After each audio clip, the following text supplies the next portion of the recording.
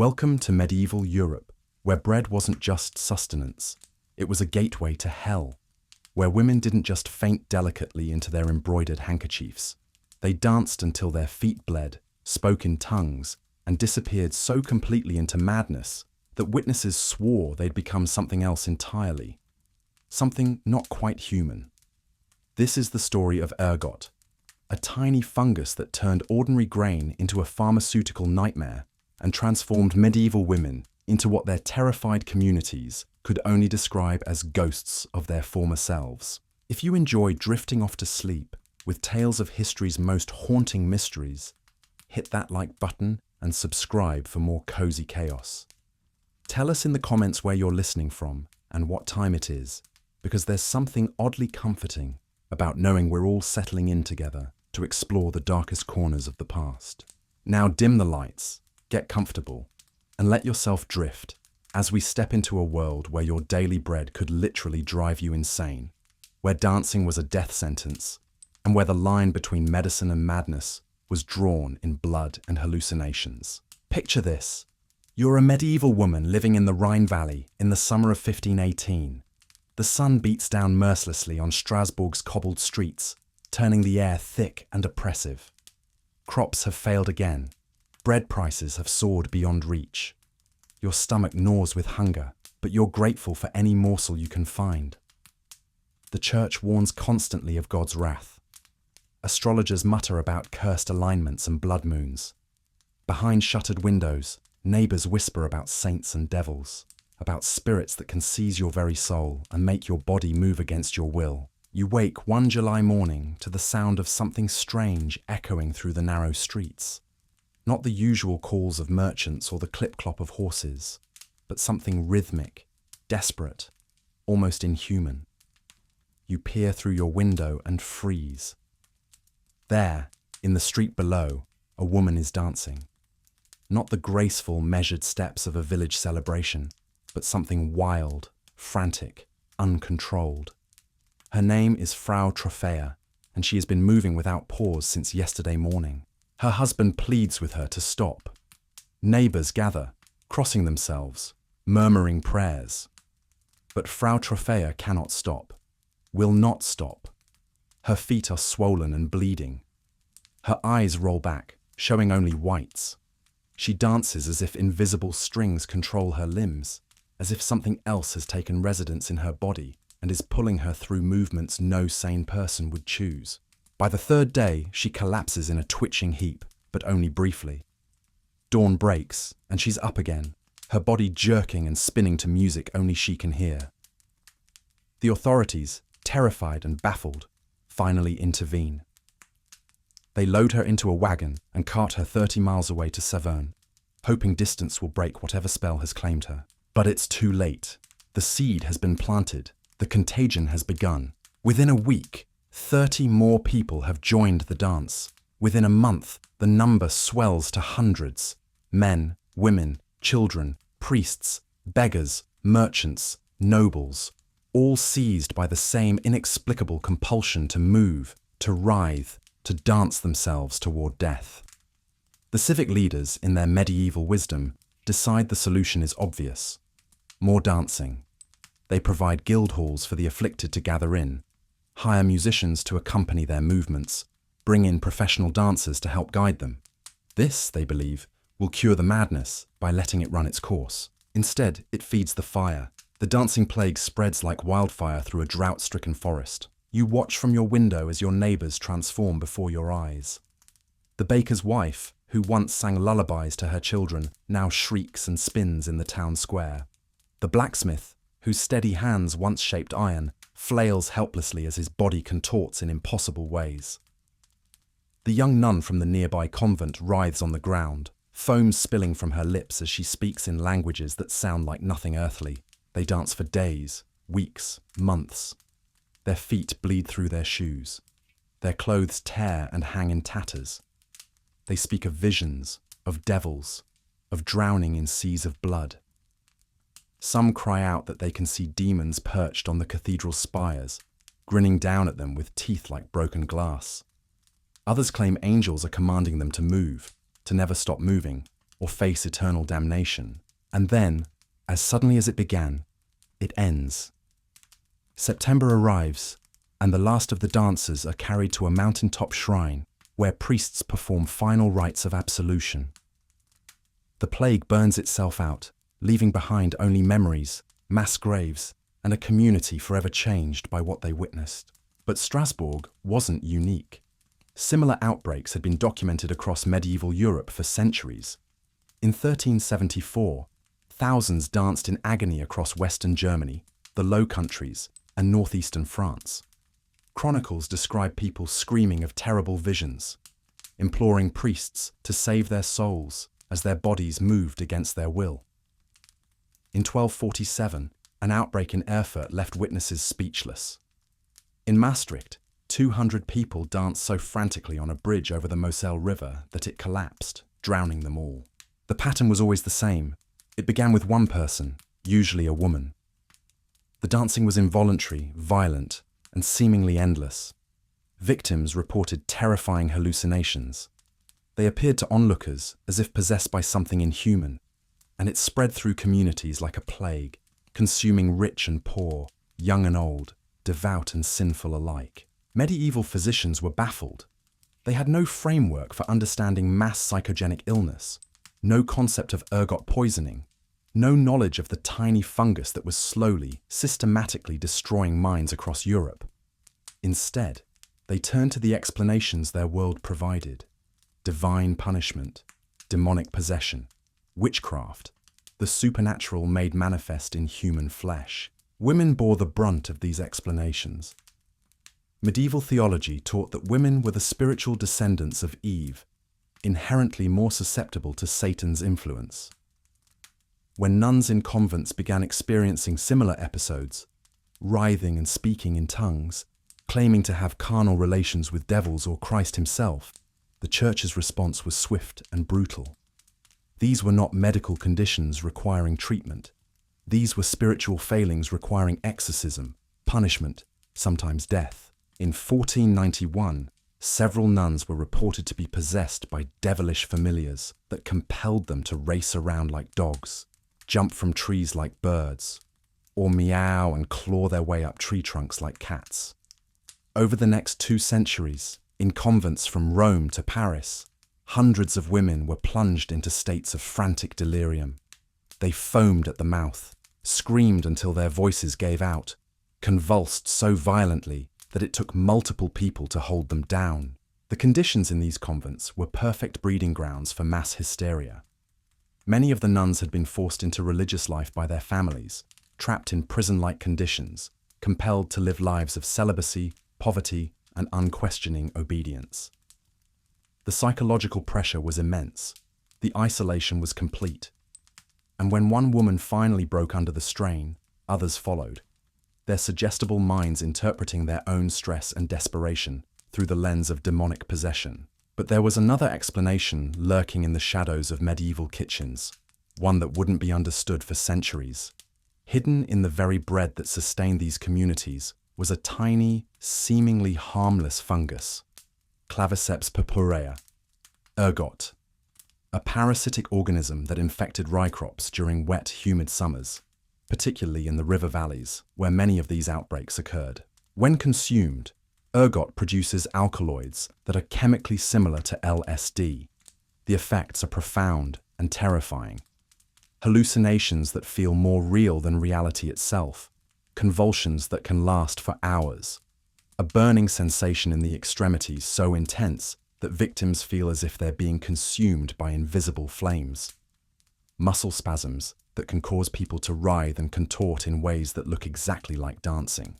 Medieval people called it St. Anthony's fire, named after the monks who dedicated themselves to treating its victims. The Hospital Brothers of St. Anthony, established in 1095, specialized in caring for ergotism sufferers. They built nearly 400 hospitals across Europe, places that became known in France as hôpitaux de démembrés, hospitals of the dismembered, because victims would often display their gangrenous, amputated limbs at the entrance as offerings. The monks discovered, through trial and error, that the key to stopping the progression of the disease was simple: Remove all rye bread and ergot-containing foods from the victim's diet. The hallucinations would fade, the convulsions would cease, the burning would subside. But by then, for many, the damage was irreversible. The connection between ergot and the dancing plagues seems obvious in hindsight. The symptoms match perfectly. The outbreaks occurred in regions known for rye cultivation. The timing coincided with wet summers that would have promoted fungal growth.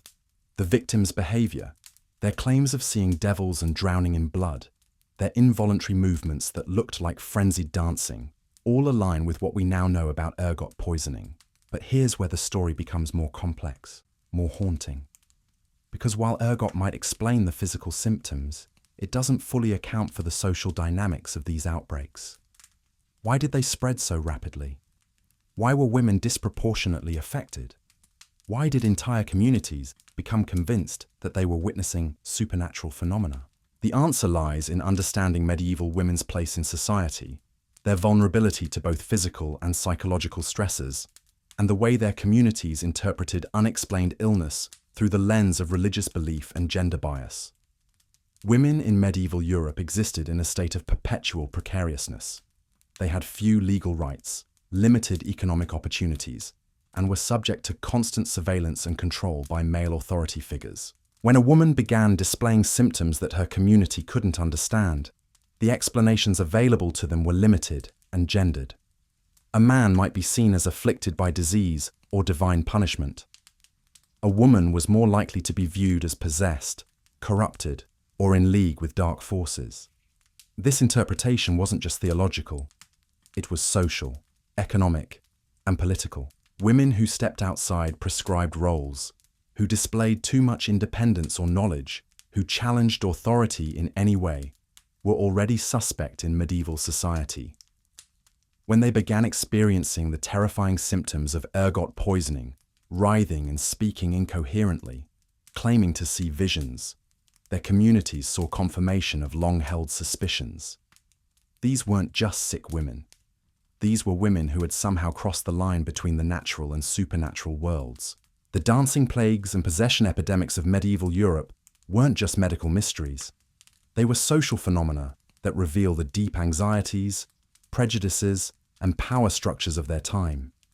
They show us how physical illness, when filtered through cultural beliefs about gender, spirituality, and social order, could transform ordinary women into figures of terror and fascination.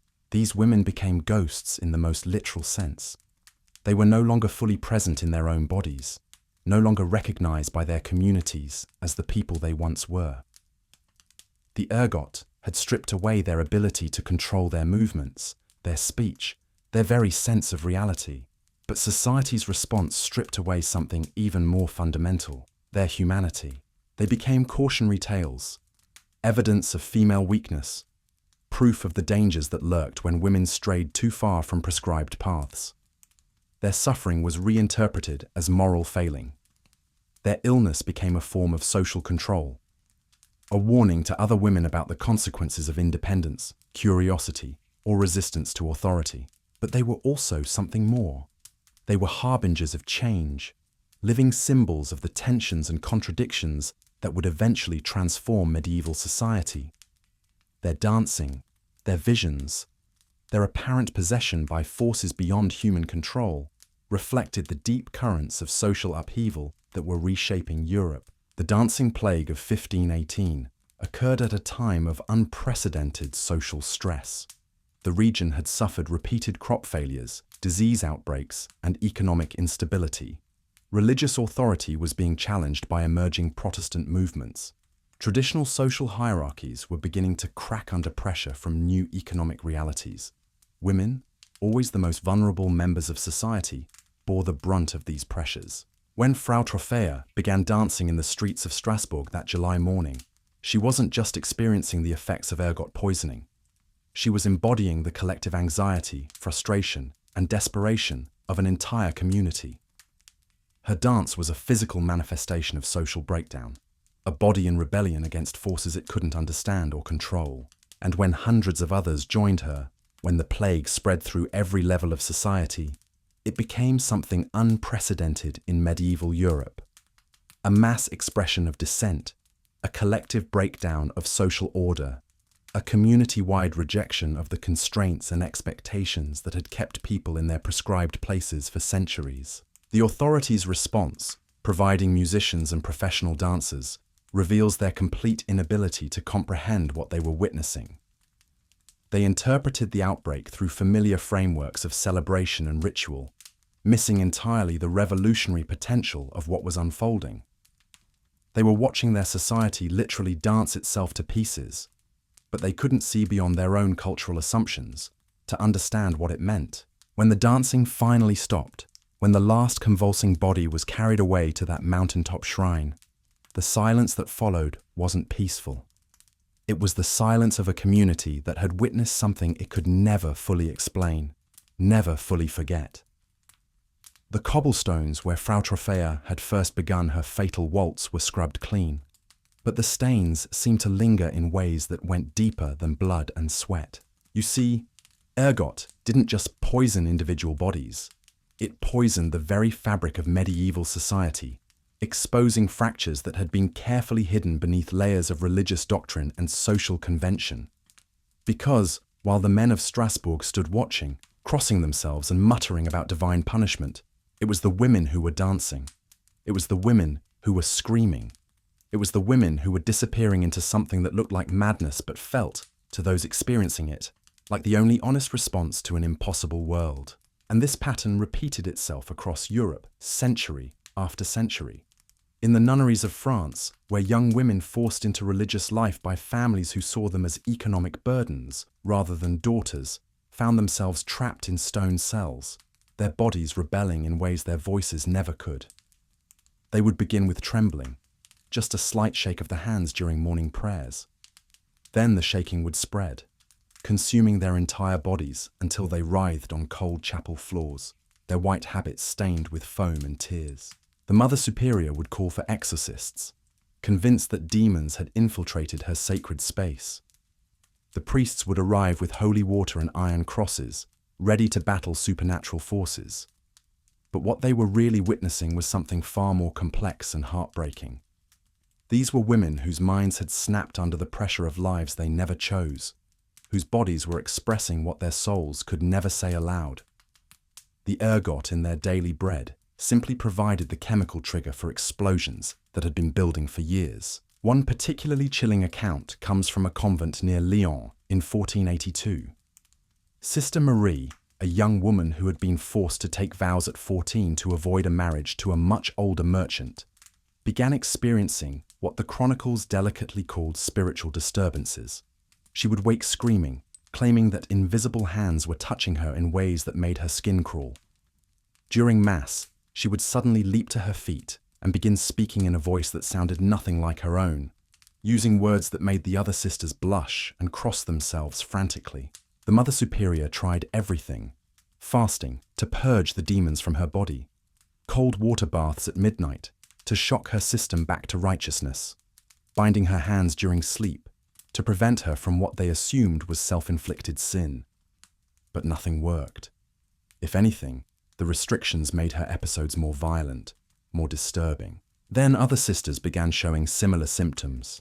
Sister Catherine started having visions of Christ that were so vivid, so physically intense, that she would collapse during prayer, her body convulsing as she described being touched by divine hands that felt more like human ones. Sister Marguerite developed a peculiar affliction, where she could only speak in rhymes, composing verses that were sometimes beautiful, sometimes obscene, always delivered in a sing-song voice that chilled everyone who heard it. Within months, nearly half the convent was affected. The local bishop was called in, then specialists from Paris, then finally an inquisitor who arrived with instruments of interrogation and a mandate to root out whatever evil had infected this holy place. The investigation that followed revealed a community of women who had been slowly poisoning themselves with contaminated grain, their minds and bodies rebelling against circumstances they had no power to change. But here's what makes this story particularly haunting. The symptoms they experienced, the visions they described, the ways their bodies moved during their episodes, were all remarkably consistent with what we now know about ergot alkaloids.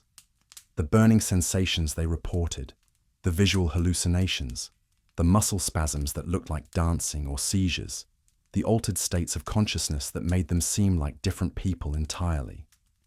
They weren't possessed by demons. They were poisoned by their daily bread. Yet the ergot theory, compelling as it seems, doesn't fully explain why these outbreaks followed such specific social patterns. Why were women disproportionately affected? Why did the symptoms spread so rapidly through close-knit communities? Why did the episodes often begin during periods of particular social stress or religious intensity? Modern medical historians have identified what they call mass psychogenic illness, a phenomenon where psychological stress manifests as physical symptoms that spread through communities like contagion.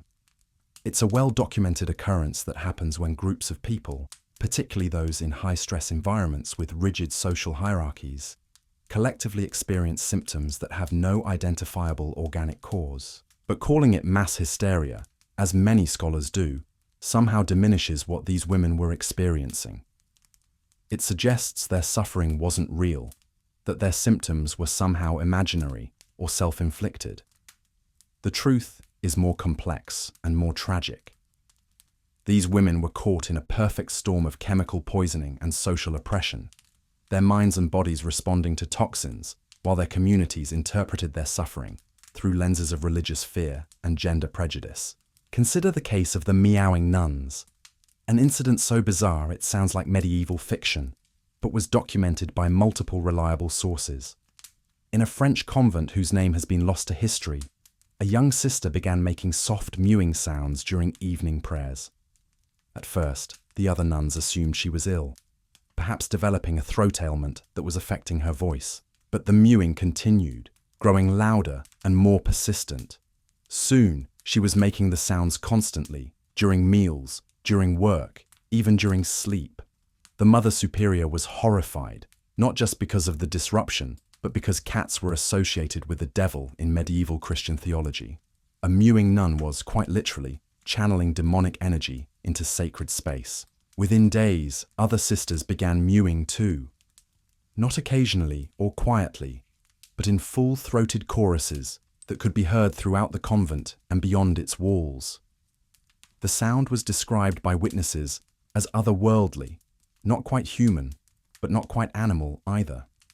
It was the sound of women who had lost the ability to speak their own language, who could only communicate through the voices of creatures their society had taught them to fear.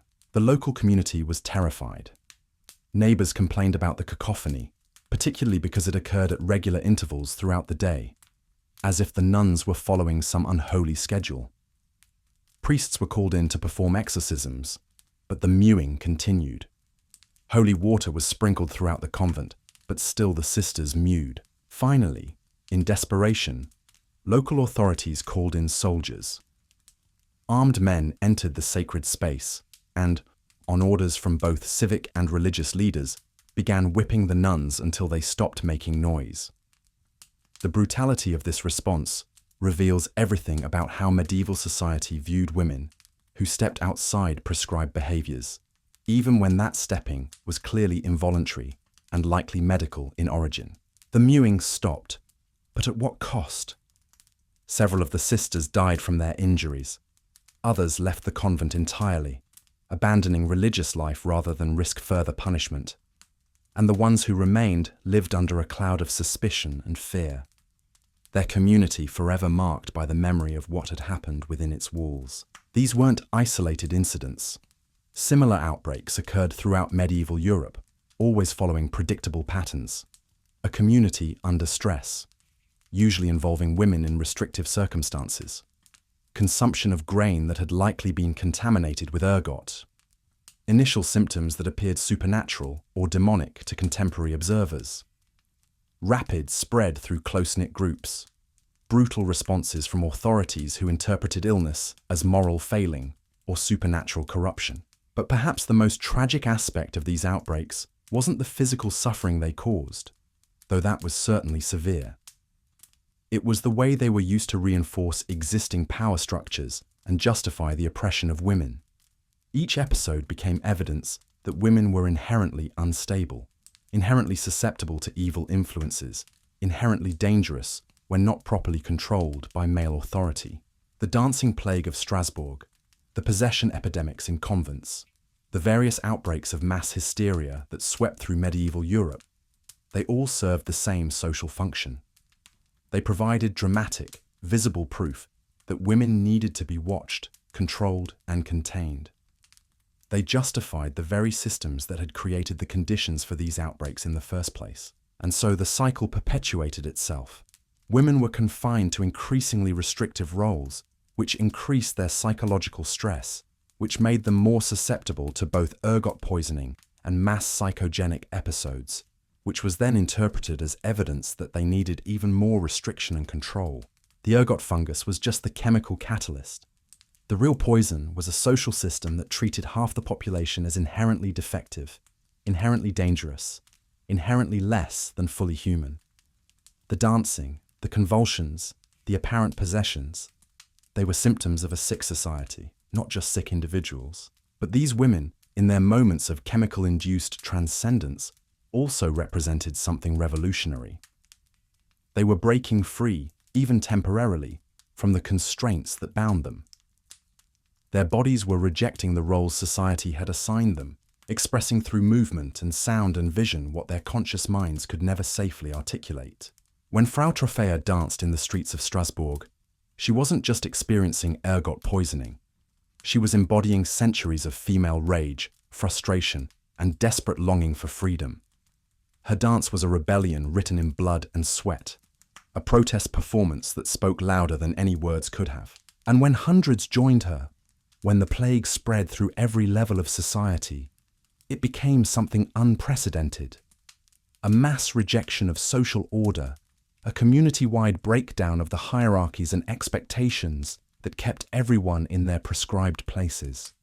The authorities tried to contain it by providing musicians and professional dancers, but they were missing the point entirely.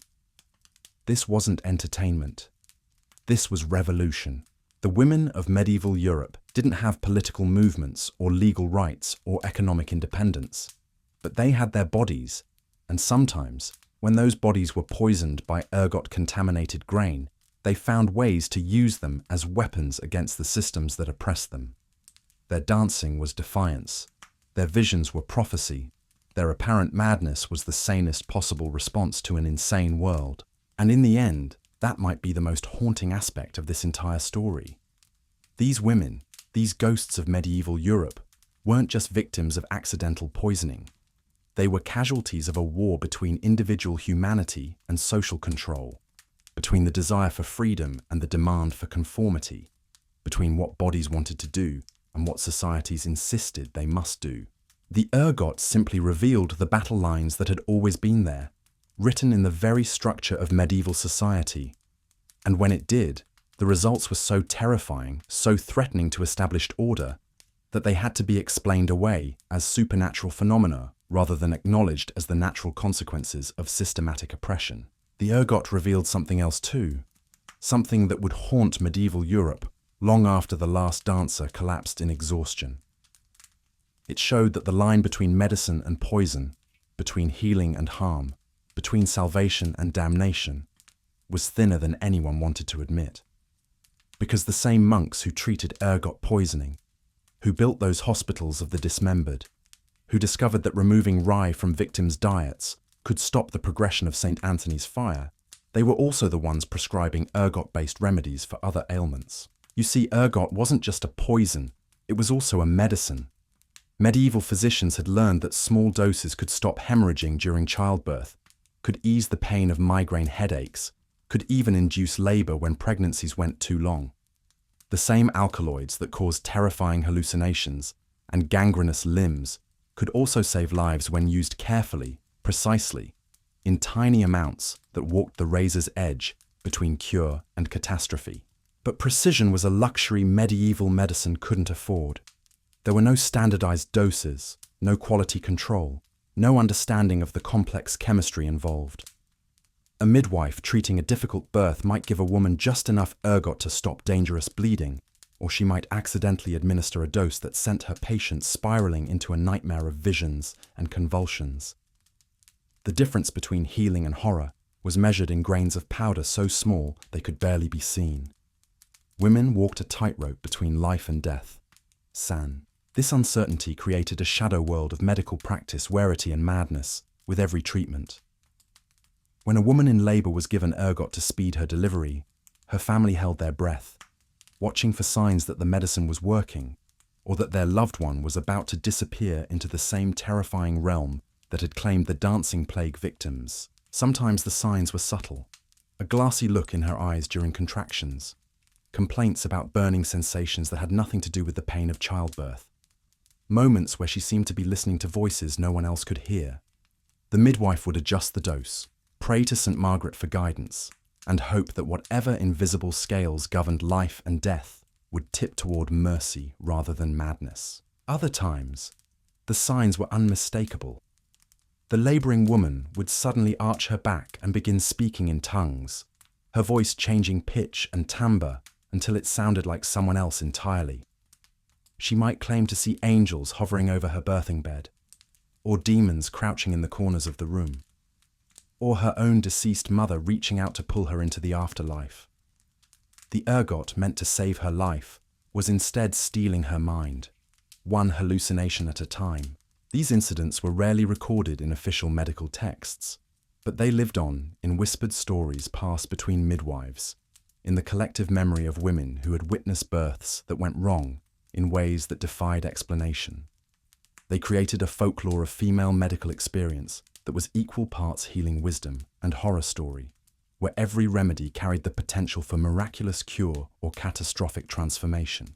Consider the case of Lady Isabel de Montfort, a noblewoman whose story survives in a collection of letters discovered in a monastery near Reims. In 1465, she had been in labor for 3 days with her 4th child, a breech birth that threatened both her life and the baby's.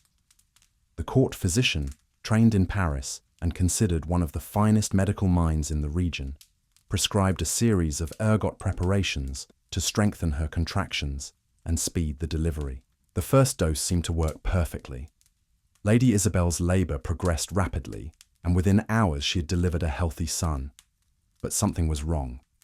Even after the birth, she continued having contractions, violent spasms that racked her body and left her gasping for breath. The physician administered more ergot, thinking he could calm the post-birth complications with additional medication. Instead, Lady Isabel began experiencing what her ladies-in-waiting described as visions of impossible beauty and terror. She claimed to see her newborn son surrounded by golden light, speaking to her in Latin verses about the nature of divine love. She described angels with faces like her deceased father, offering her glimpses of heaven that were so vivid she wept with joy. But she also saw darker things, demons with her husband's face, trying to steal the baby's soul, walls that bled when she touched them, servants who transformed into wolves when they thought she wasn't looking.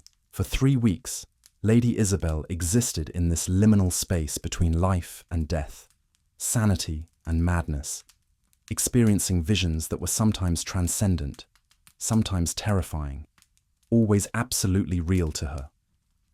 Her family kept vigil, unsure whether they were witnessing a miracle or a curse, whether she was being blessed with divine revelation or cursed with demonic possession.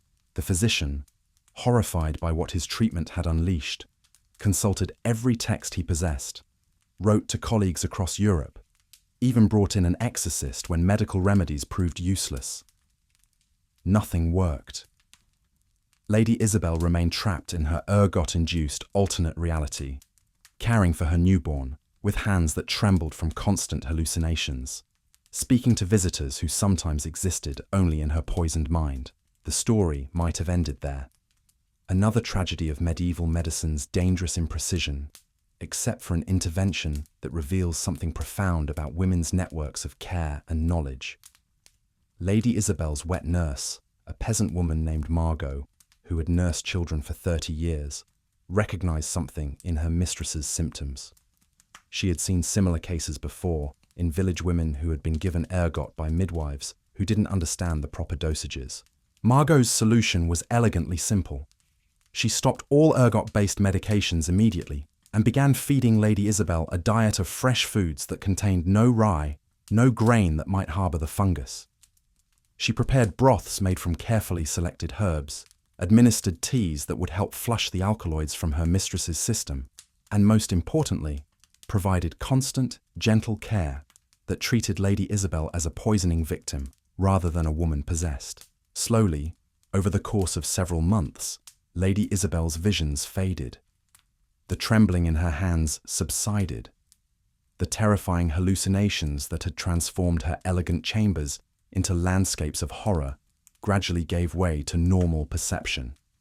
She recovered completely, going on to live another 40 years and bear 3 more children, though she never forgot the months when ergot had stolen her from herself.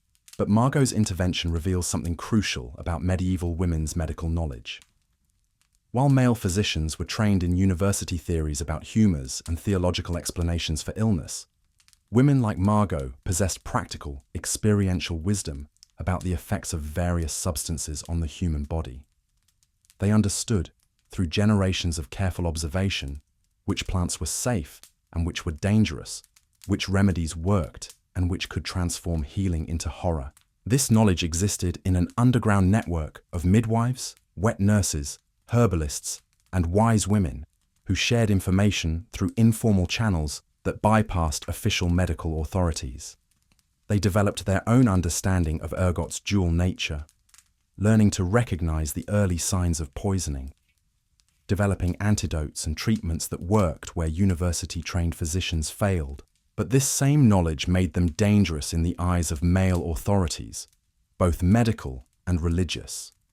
Women who could cure ergot poisoning were also women who understood how to use ergot deliberately, who possessed secrets about life and death, healing and harm, that challenged male monopolies on medical expertise.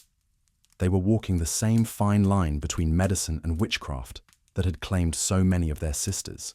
The witch trials that swept across Europe in the 15th and 16th centuries often targeted exactly these kinds of women.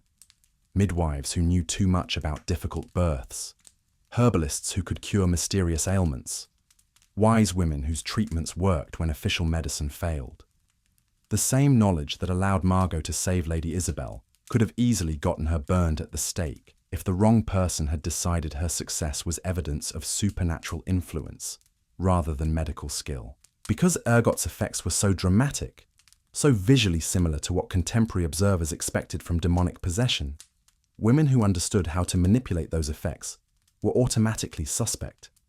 A midwife who could stop ergot poisoning might also be able to cause it.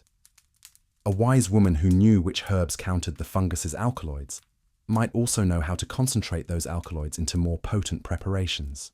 This created a terrifying paradox for medieval women. The knowledge that could save lives was the same knowledge that could end them, not through ergot poisoning, but through accusations of witchcraft. Women who possessed medical expertise that exceeded what men thought they should know were automatically suspicious, their healing abilities reframed as evidence of supernatural corruption. The infamous Malleus Maleficarum, the handbook for witch hunters published in 1487, specifically warned about women who claimed to cure mysterious dancing sicknesses, possession episodes, and other ailments that we now recognize as possible ergot poisoning. According to the text, such women were likely witches themselves, using their supposed medical knowledge to cover their true purpose of serving the devil. This interpretation created a horrifying catch-22. Women who developed ergot poisoning were viewed as either possessed by demons or in league with them. Women who could treat ergot poisoning were viewed as witches who had gained their knowledge through supernatural means. Either way, the woman was guilty, either of being a victim of evil or of perpetrating it herself. The result was a systematic destruction of women's medical knowledge, particularly knowledge about reproductive health and conditions that predominantly affected women. Midwives who had learned to manage difficult births were accused of causing them through witchcraft. Herbalists who treated female ailments were charged with poisoning their patients.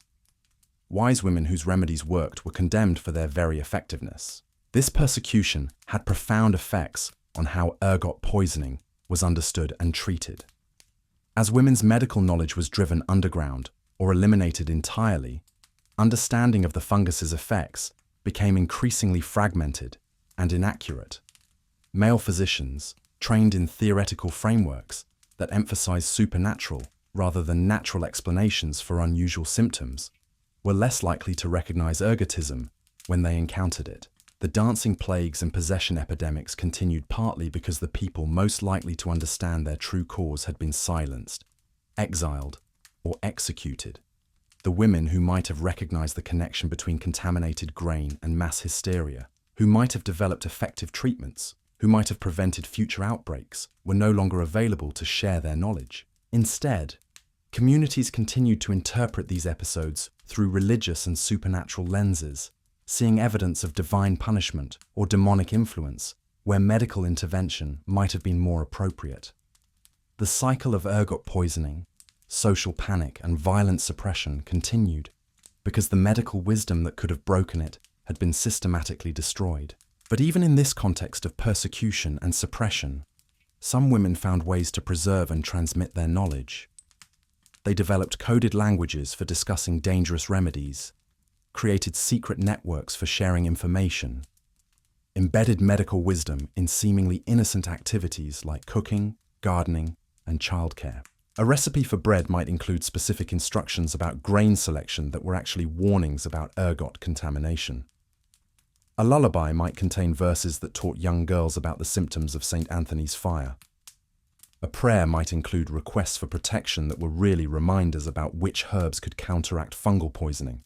These women became guardians of medical secrets, protectors of knowledge that could mean the difference between life and death, sanity and madness, healing and horror.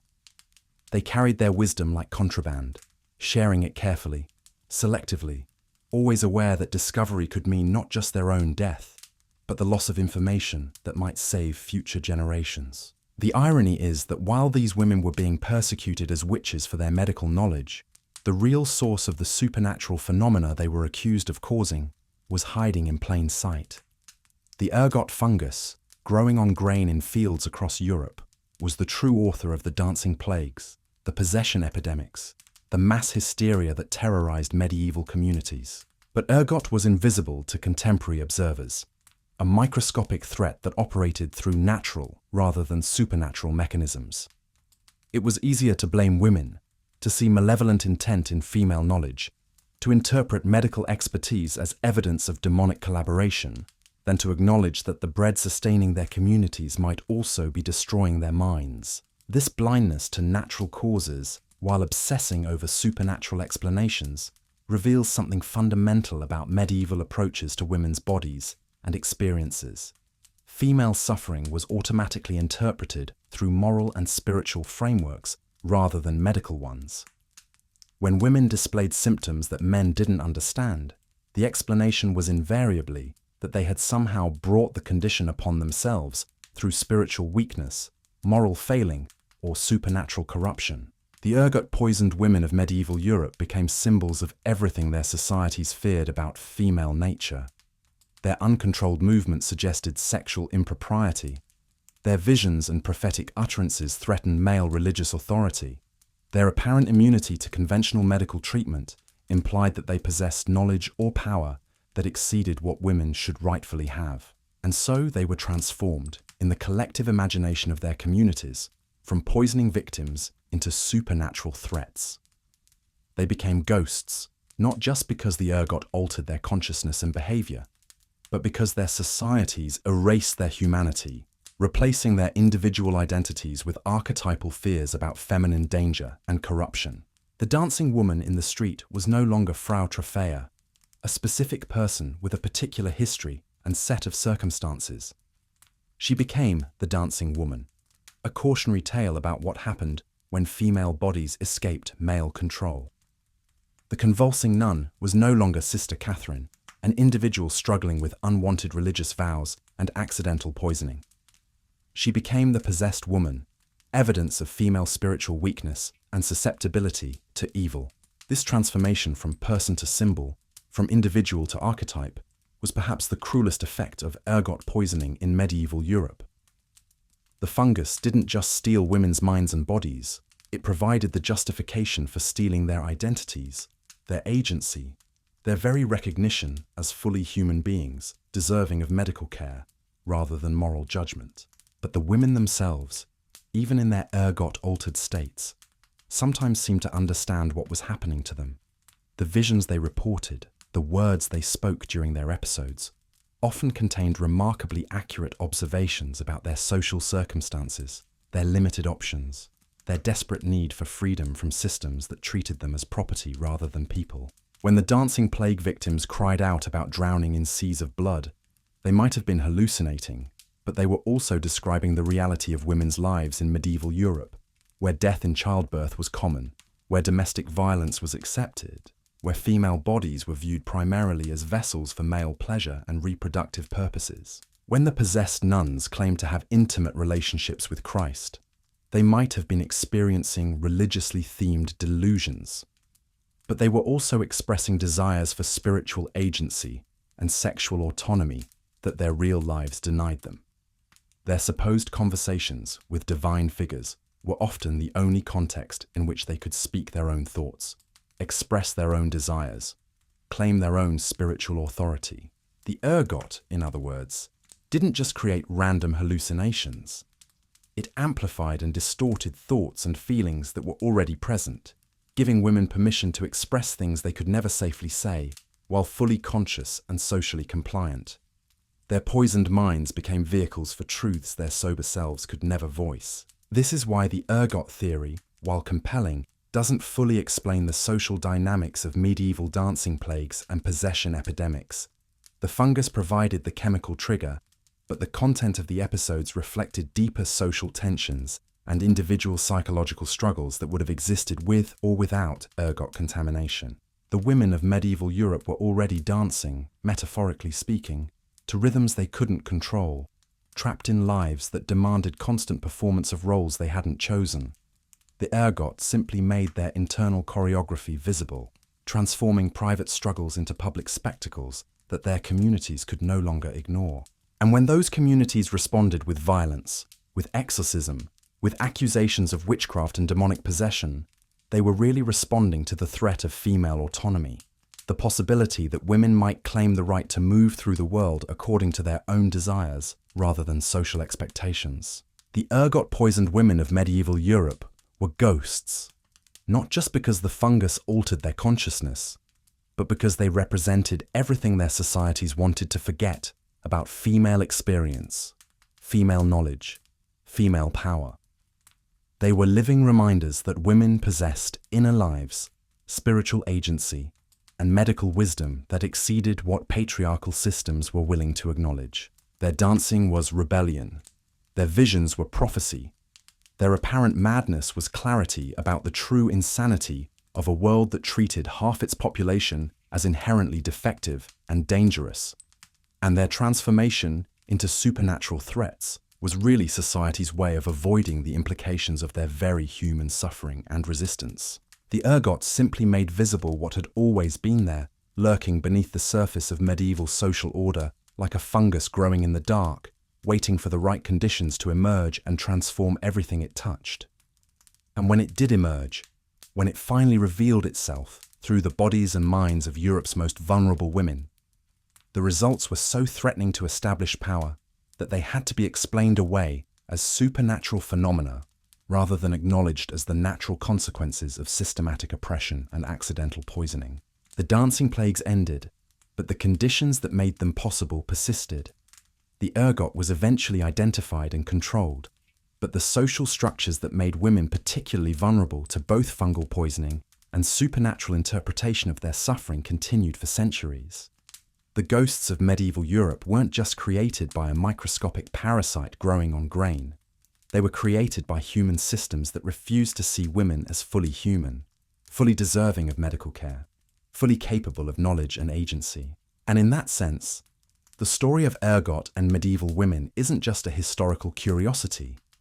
It's a reminder of how easily individual suffering can be reinterpreted through social prejudices, how medical conditions can become moral judgments, how the most vulnerable members of society can be transformed from people deserving care into symbols of everything their communities fear, about change, autonomy, and the limits of control. The women who danced in the streets of Strasbourg, who convulsed in the convents of France, who saw visions that terrified and inspired their observers. They were trying to tell us something about the costs of systematic oppression, about the ways bodies rebel when societies become unlivable, about the thin line between medicine and poison, healing and harm, sanity, and the kind of madness that might actually be the most rational response to an irrational world. Their voices echo across centuries, these ergot-touched women who became cautionary tales wrapped in religious terror and medical ignorance.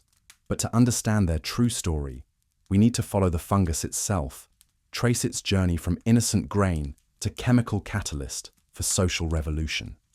Because ergot wasn't just accidentally poisoning medieval communities, it was systematically infiltrating the very foundation of their survival, their daily bread, transforming sustenance into psychedelic nightmare with a precision that would make modern chemists weep with envy. Picture the life cycle of Claviceps purpurea, this microscopic architect of chaos. It begins as spores, invisible to the naked eye, floating through humid summer air like malevolent fairy dust. When conditions are perfect, when the weather turns wet and warm in the river valleys where rye grows thick and tall, these spores land on flower heads and begin their patient work of transformation. The fungus doesn't destroy the grain immediately. That would be too obvious, too merciful. Instead, it hijacks the plant's reproductive system, replacing healthy seeds with dark, elongated structures called sclerotia. These ergot bodies, as they're known, look different enough that a careful observer might notice them. They're darker, harder, slightly curved like tiny black horns sprouting from golden grain heads. But medieval farmers weren't looking for tiny black horns. They were looking for enough grain to feed their families through winter, enough surplus to pay their feudal obligations, enough seed to plant next year's crop.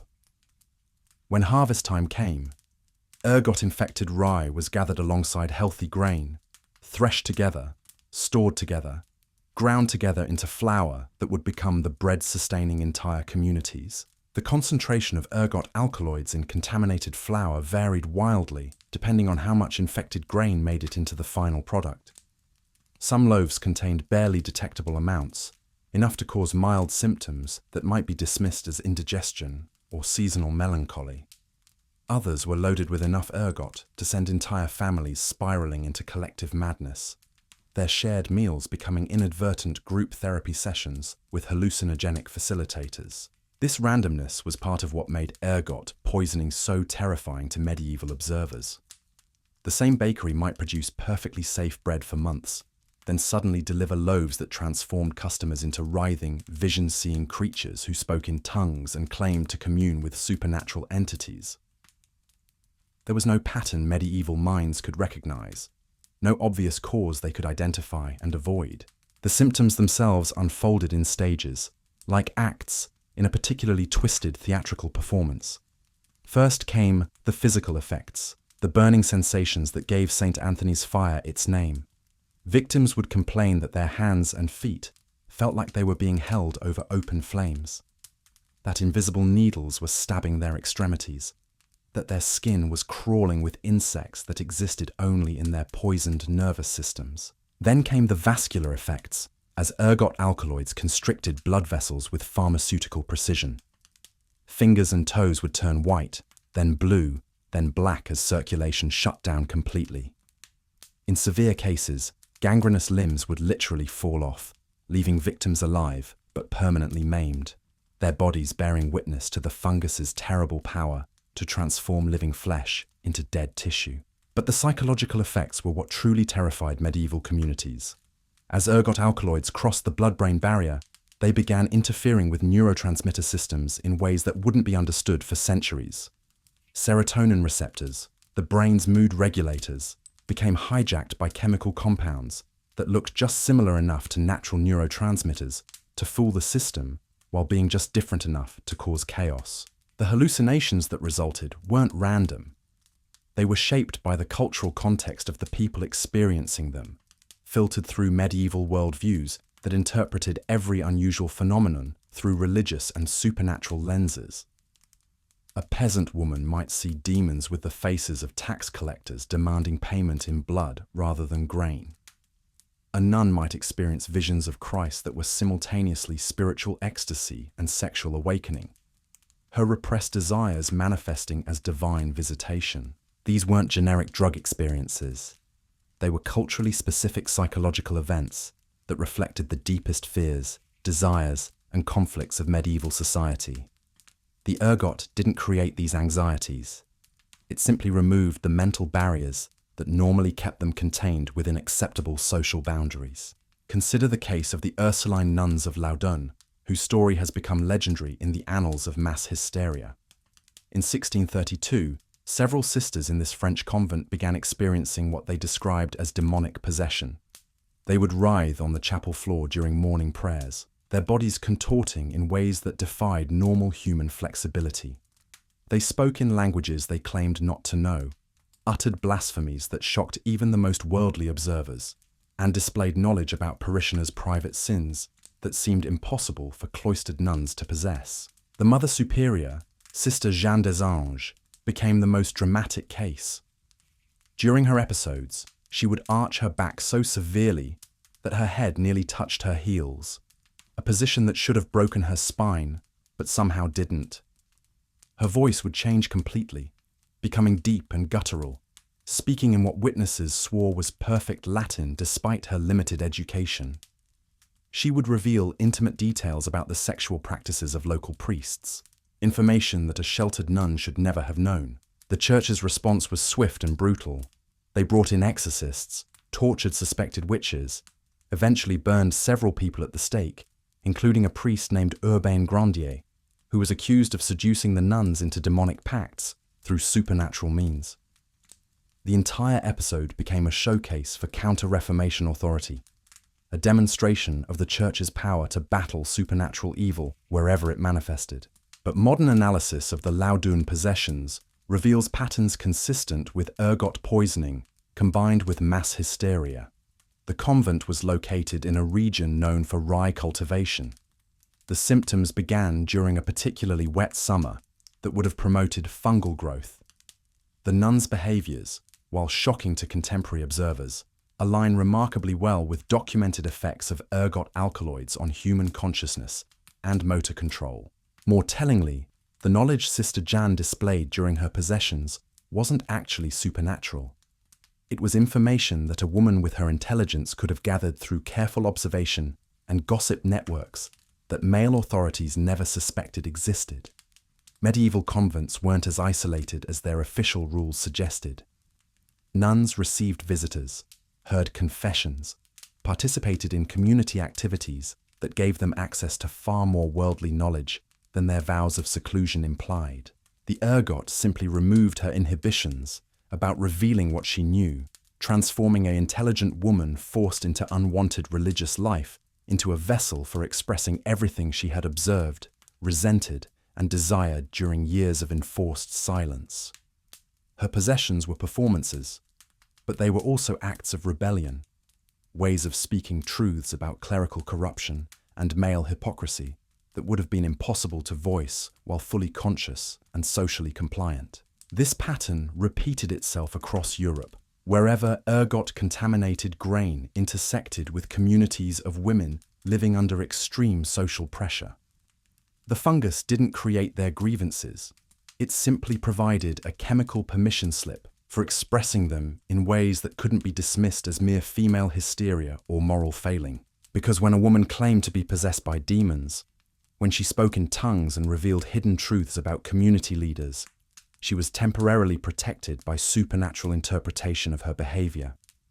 As long as observers believed she was channeling otherworldly forces, they had to take her utterances seriously in ways they never would have if she were simply speaking as herself. The ergot, in other words, created a loophole in medieval social control.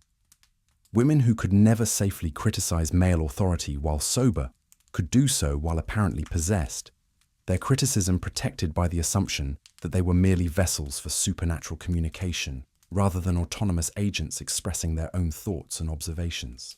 This protection was temporary and dangerous. Eventually, the authorities would decide whether the possession was divine or demonic, whether the woman was a saint or a witch, whether her revelations were heavenly inspiration or hellish deception. But for brief moments, ergot poisoning gave medieval women a platform for speaking truths that would otherwise have been literally unspeakable. The medical establishments of the time were completely unprepared to deal with ergot's effects. Medieval physicians operated according to humoral theory, the belief that illness resulted from imbalances between the body's four basic substances: blood, phlegm, yellow bile, and black bile. Treatments involved bloodletting, purging, and dietary restrictions designed to restore proper humoral balance. These approaches were not just useless against ergot poisoning, they were actively harmful. Bloodletting weakened patients who were already suffering from compromised circulation. Purging eliminated nutrients needed for recovery. Dietary restrictions often removed exactly the foods that might have helped flush ergot alkaloids from contaminated systems. Worse, the dramatic symptoms of ergot poisoning didn't fit humoral frameworks at all. The hallucinations, the convulsions, the apparent personality changes, these weren't explained by excess phlegm or insufficient bile. They suggested supernatural intervention, divine punishment, or demonic possession, conditions that required spiritual rather than medical treatment. So physicians, faced with symptoms they couldn't explain through their theoretical frameworks, handed patients over to religious authorities who interpreted ergot poisoning through theological lenses. Exorcists replaced doctors, holy water replaced medicine, prayer replaced treatment. The women suffering from ergot poisoning found themselves caught between medical systems that couldn't help them and religious systems that saw their suffering as evidence of moral failing. The few medical practitioners who did recognize ergot's effects were usually women working outside official medical establishments, midwives who had observed the connection between contaminated grain and difficult births, herbalists who noticed that certain dietary changes could alleviate mysterious symptoms, wise women who developed folk remedies that actually worked where university-trained physicians failed. But these women operated in dangerous territory. Their medical knowledge made them valuable to their communities, but suspicious to authorities. A midwife who could successfully treat ergot poisoning might also be accused of causing it through witchcraft. An herbalist whose remedies worked where official medicine failed might be charged with gaining her knowledge through demonic pacts. The witch trials that swept across Europe in the 15th and 16th centuries specifically targeted women whose medical expertise exceeded what male authorities thought appropriate. The same knowledge that could save lives could also end them, not through ergot poisoning, but through accusations of supernatural corruption. This created a systematic destruction of women's medical wisdom precisely when it was most needed. As ergot outbreaks continued across Europe, the people most likely to understand and treat them were being silenced, exiled, or executed. Communities lost access to medical knowledge that had been developed through generations of careful observation and practical experience.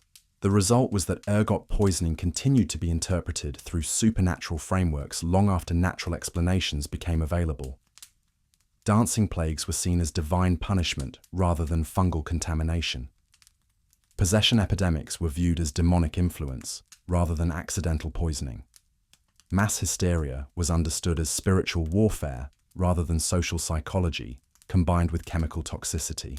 But the women experiencing these episodes sometimes seemed to understand what was happening to them better than the authorities trying to treat them.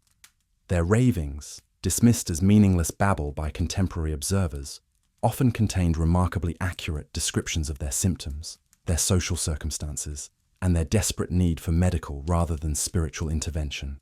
When dancing plague victims cried out about burning from within, they were describing the vascular effects of ergot alkaloids with medical precision.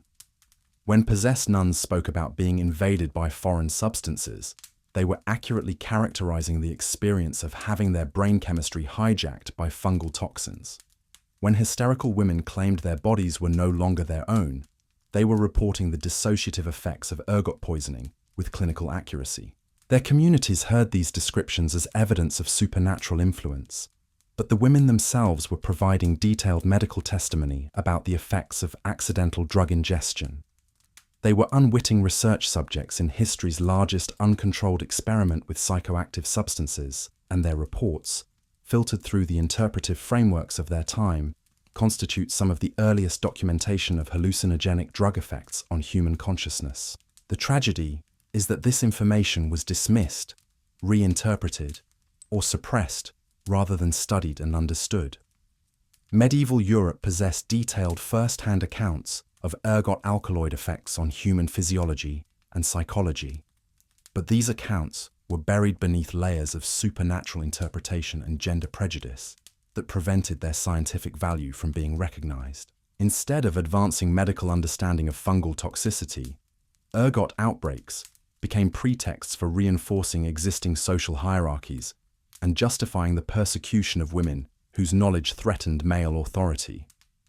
The dancing plagues and possession epidemics weren't just medical mysteries. They were missed opportunities for scientific advancement, chances to understand natural phenomena that were sacrificed to preserve social control. The patterns were clear to anyone willing to look. Ergot outbreaks occurred in specific geographical regions during particular weather conditions. They affected people who consumed rye-based products. The symptoms followed predictable progressions from physical to psychological effects. Recovery was possible when contaminated grain was removed from victims' diets, but acknowledging these patterns would have required admitting that mysterious illnesses had natural rather than supernatural causes, that women's medical knowledge had value, that systematic observation could reveal truth more reliably than religious authority. These admissions were too threatening to medieval power structures to be seriously considered, so the ergot continued its work, season after season, outbreak of everything their societies feared about female nature, while after outbreak, transforming medieval women into symbols, the real cause remained hidden in plain sight. The fungus grew in fields, infected grain, poisoned communities, and triggered social episodes that revealed the deep tensions and contradictions at the heart of medieval European civilization. In tongues, who saw visions that terrified and inspired the women who danced, who convulsed, who spoke about the relationship between natural and supernatural, individual and social, medicine and more observers, they were trying to tell their communities something important, ality, but their messages were encrypted in chemical code that wouldn't be deciphered for centuries, buried beneath interpretive frameworks that transformed medical testimony into religious theatre. They became ghosts, not just because ergot altered their consciousness, but because their societies refused to see them as reliable witnesses to their own experience. Their knowledge about their bodies, their symptoms, their needs, was systematically discredited in favor of explanations that preserved existing power relationships and avoided uncomfortable questions about the natural world. The ergot epidemic in medieval Europe wasn't just a medical crisis. It was an epistemological crisis, a challenge to fundamental assumptions about how knowledge is created, validated, and preserved. The women who experienced ergot poisoning possessed crucial information about the effects of fungal toxins on human physiology, but their testimony was dismissed because it came from female sources during altered states of consciousness. This dismissal had profound consequences that extended far beyond individual cases of ergot poisoning. It established patterns of medical authority that discredited women's knowledge about their own bodies, patterns that would persist for centuries and continue to influence healthcare practices today. The dancing plague victims and possessed nuns of medieval Europe weren't just casualties of accidental poisoning. They were casualties of systematic epistemological violence that erased their expertise about their own experience. Their stories remind us that the line between medicine and superstition, between scientific knowledge and social prejudice, between healing and harm, is never as clear as we might like to believe. The same substance that could ease childbirth could also cause terrifying hallucinations. The same knowledge that could save lives could also lead to accusations of witchcraft. The same symptoms that revealed natural processes could also trigger supernatural interpretations. The women of medieval Europe who encountered ergot were navigating these ambiguities with limited resources and enormous risks.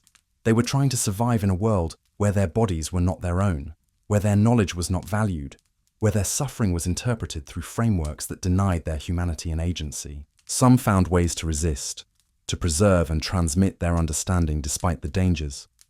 They embedded medical wisdom in seemingly innocent activities, created secret networks for sharing information, developed coded languages for discussing forbidden knowledge. They became underground scientists, conducting informal experiments and developing practical treatments that worked where official medicine failed. Others were broken by the experience, their minds and bodies damaged beyond repair by the combination of chemical poisoning and social persecution. They became cautionary tales, evidence used to justify further restrictions on women's autonomy and medical authority. But all of them, in their different ways, were engaged in a struggle that continues today. They were fighting for the right to be believed about their own experience, to have their knowledge valued, to receive medical care that addressed their actual needs rather than social expectations about female behavior. The ergot that transformed them into ghosts also revealed the ghostly nature of medieval women's existence, the ways they were already absent from their own lives, already denied recognition as full human beings deserving of dignity, care, and belief. The fungus simply made visible what had always been there, lurking beneath the surface of medieval society, like spores waiting for the right conditions to emerge and transform everything they touched. And when those conditions arrived, when the weather turned warm and wet, and the rye began to bloom with dark, horn-shaped growths that would soon be ground into flour and baked into bread and consumed by communities across Europe, the transformation began again.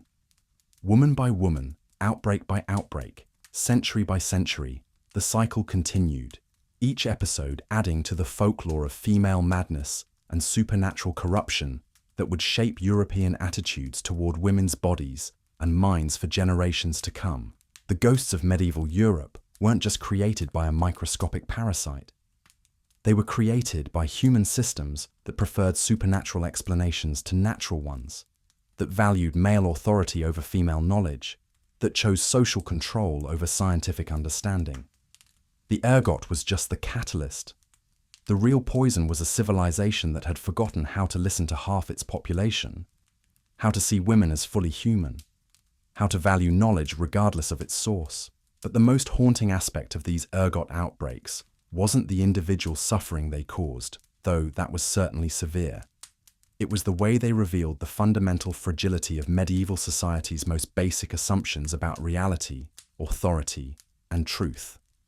Because when entire communities began witnessing the impossible, when their neighbors transformed before their eyes into creatures that seemed to exist somewhere between the human and divine realms, the very foundations of social order began to crack. Consider what it meant for a medieval village to watch their baker's wife suddenly begin prophesying in languages she'd never learned, to see the miller's daughter contorting her body into positions that defied anatomical possibility, to witness the Lord's own sister claiming intimate conversations with saints who had been dead for centuries. These weren't isolated incidents happening to strangers in distant lands. These were their family members, their friends, their community leaders, people they had known their entire lives suddenly becoming something unrecognizable.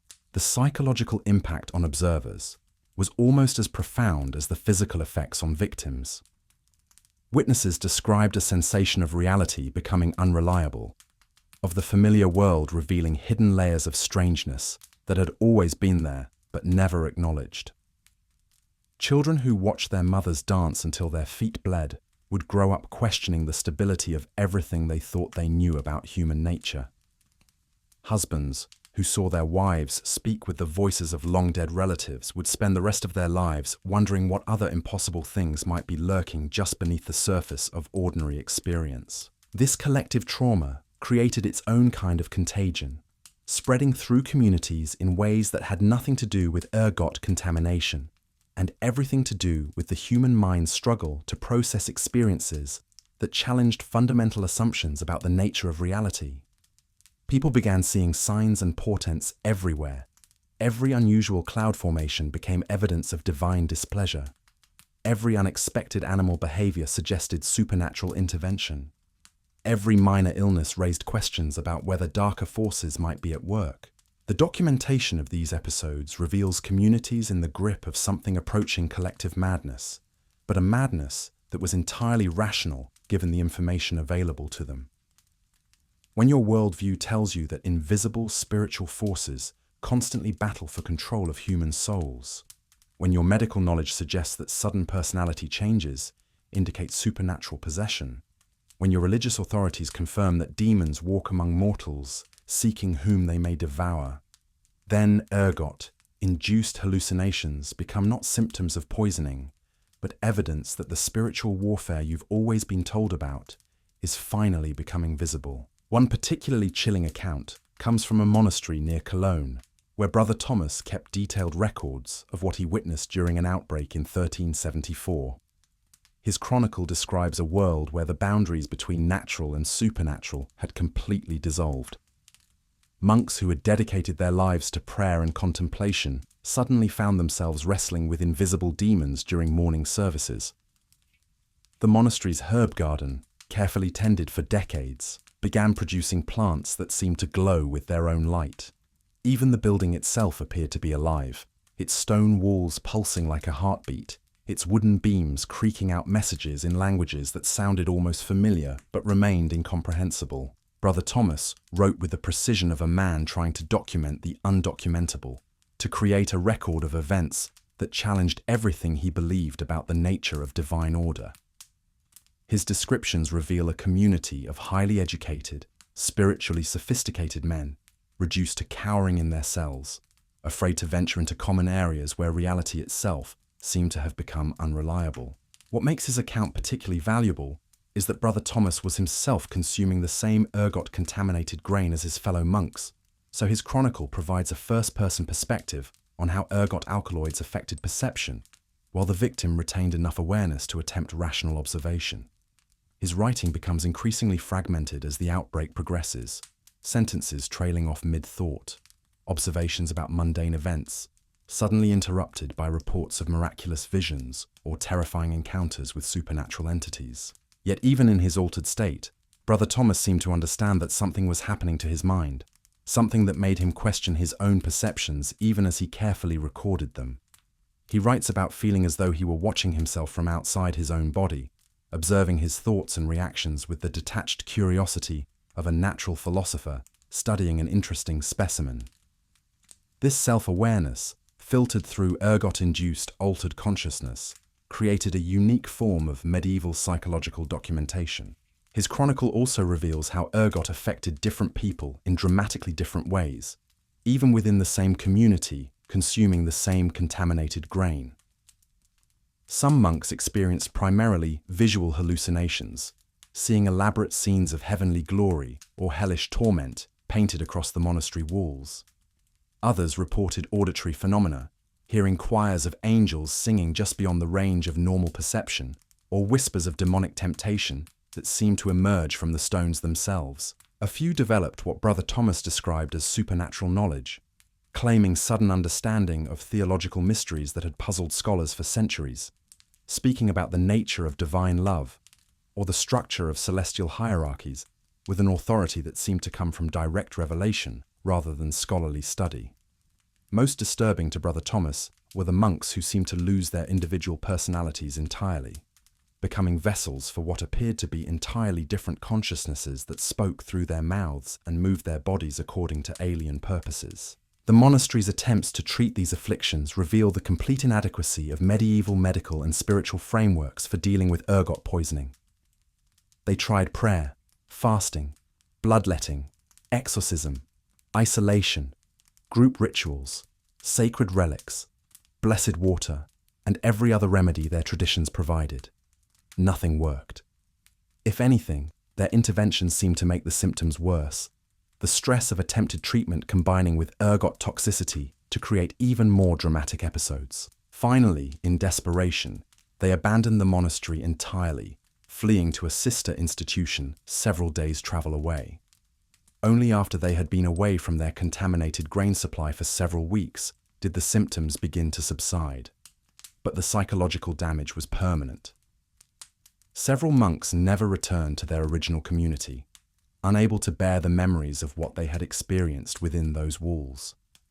Others came back, but lived the rest of their lives in a state of perpetual spiritual uncertainty, never quite sure whether their mystical experiences had been genuine divine revelation or chemical delusion. Brother Thomas's chronicle ends with a meditation on the nature of religious experience that is remarkable for its sophisticated psychological insight. He wondered whether all mystical visions, even those reported by the Church's most revered saints, might have similar chemical origins. He questioned whether the boundary between divine inspiration and mental alteration was as clear as theological authorities claimed. He even speculated about whether God might work through natural substances to provide spiritual experiences that would be impossible to achieve through prayer and contemplation alone.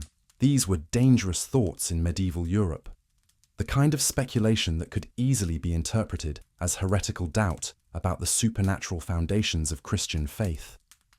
Brother Thomas was careful to frame his questions as humble inquiries rather than definitive statements. But his chronicle reveals a mind grappling with implications that wouldn't be seriously explored by mainstream theology for centuries. His experience also illustrates how ergot poisoning could actually accelerate intellectual and spiritual development in certain individuals, stripping away conventional assumptions and forcing direct engagement with fundamental questions about consciousness, reality, and divine revelation. While many ergot victims were simply overwhelmed by their experiences, some found ways to integrate their altered perceptions into broader philosophical frameworks that enriched rather than destroyed their understanding of human existence. This pattern appeared throughout medieval accounts of ergot-related episodes. Buried within reports of mass hysteria and supernatural possession are glimpses of individuals who used their chemical-induced altered states as opportunities for genuine insight and growth. They developed more nuanced understandings of the relationship between mind and body, more sophisticated approaches to spiritual practice, more compassionate attitudes toward human suffering and mental illness. But these positive outcomes were rarely recognized or valued by their communities, which focused exclusively on the disruptive and frightening aspects of ergot episodes. A nun who emerged from possession with deeper theological insights would still be viewed with suspicion, her wisdom discounted because of its association with demonic influence. A monk who gained psychological understanding through ergot-induced experiences would be expected to renounce those insights as temptations from evil spirits. This systematic devaluing of knowledge gained through altered states of consciousness represented a profound loss for medieval intellectual development. European communities were encountering one of the most powerful psychoactive substances known to human beings, experiencing profound alterations of consciousness that could provide unique insights into the nature of mind, perception, and reality. But instead of studying these experiences and learning from them, they interpreted them through frameworks that emphasized fear, moral judgment, and supernatural explanation. The waste was staggering. Generations of Europeans had access to what amounted to naturally occurring laboratory conditions for studying consciousness, psychology, and the relationship between brain chemistry and subjective experience. They possessed detailed first-hand accounts of altered states that wouldn't be systematically investigated by science for another 500 years. They witnessed phenomena that could have revolutionized understanding of mental illness, religious experience, and human potential. Instead, they used these experiences to reinforce existing prejudices about female weakness, to justify persecution of unconventional individuals, to strengthen religious and social hierarchies that prevented genuine inquiry into the nature of human consciousness. The ergot episodes became pretexts for burning witches, rather than opportunities for advancing knowledge about the mind and its relationship to chemical influences. The pattern reveals something fundamental about how societies handle information that challenges their basic assumptions about reality. When confronted with experiences that don't fit established frameworks, communities tend to either dismiss them entirely or reinterpret them in ways that preserve existing power structures rather than allowing them to stimulate genuine intellectual growth. Medieval Europe's response to ergot-induced altered states followed this pattern perfectly. Rather than developing new medical theories to explain the symptoms, physicians retreated into supernatural explanations that required no scientific investigation. Rather than studying the experiences to understand consciousness, religious authorities focused on determining whether they were divine or demonic in origin. Rather than learning from the victim's insights, communities concentrated on punishing them for stepping outside acceptable behavioral boundaries. The result was that one of history's most extensive natural experiments with consciousness-altering substances produced virtually no advancement in understanding of psychology, neurology, or mental health. The knowledge was there, embedded in thousands of first-hand accounts of ergot experiences, but it was encoded in religious and supernatural language that obscured rather than revealed its scientific value. This encoding wasn't accidental. It reflected the deep anxiety that medieval authorities felt about experiences that suggested human consciousness might be more malleable, more mysterious, and more powerful than their theological and social systems assumed. If ordinary people could access transcendent states through accidental consumption of contaminated grain, what did that say about the special status of religious professionals who claimed exclusive access to divine revelation? If women in particular seemed susceptible to these experiences, what did that imply about female spiritual capacity and the justifications for excluding them from religious authority? The ergot episodes raised questions that medieval power structures weren't prepared to answer honestly. So instead of grappling with the implications, they developed elaborate explanatory systems that transformed potentially revolutionary insights into confirmation of existing beliefs about supernatural intervention, female weakness, and the need for strict social control. But the experiences themselves couldn't be entirely suppressed or reinterpreted. They lived on in folk memory, in whispered stories passed between generations, in the collective unconscious of communities that had witnessed the impossible and never quite forgotten what they had seen. They influenced art, literature, and popular culture in ways that are still visible today, creating archetypal images of possessed women, dancing plagues, and supernatural transformations that continue to resonate in contemporary imagination. The dancing woman became a powerful symbol in European folklore, representing the dangerous potential that lurked within seemingly ordinary female bodies. She appeared in paintings, ballads, morality tales, and cautionary stories that warned about the consequences of stepping outside prescribed social roles. But she also represented something more subversive, the possibility of ecstatic experience, of transcendence through movement, of communication with forces beyond the mundane world of social obligation and domestic drudgery. The possessed nun similarly became a complex figure in European cultural imagination, simultaneously terrifying and fascinating, representing both the dangers of female spirituality and its untapped potential. Her convulsions and visions were interpreted as evidence of divine punishment, but they also suggested possibilities for direct religious experience that bypassed male ecclesiastical authority. These archetypal figures carried forward the essential tension at the heart of ergot episodes: the conflict between individual experience and social interpretation, between the reality of altered consciousness and the frameworks available for understanding it, between the potential for genuine insight and the tendency to dismiss or demonize anything that challenged established assumptions about human nature and social order. The legacy of medieval ergot poisoning extends far beyond its immediate historical impact. It established patterns of response to altered states of consciousness that continue to influence how societies deal with unusual psychological experiences. The tendency to pathologize rather than study, to moralize rather than investigate, to suppress rather than learn from experiences that don't fit conventional frameworks. These responses can be traced directly back to medieval encounters with ergot-induced consciousness alteration. Modern psychiatric practice, with its emphasis on eliminating symptoms rather than understanding their meaning, reflects assumptions that were crystallized during medieval responses to ergot episodes.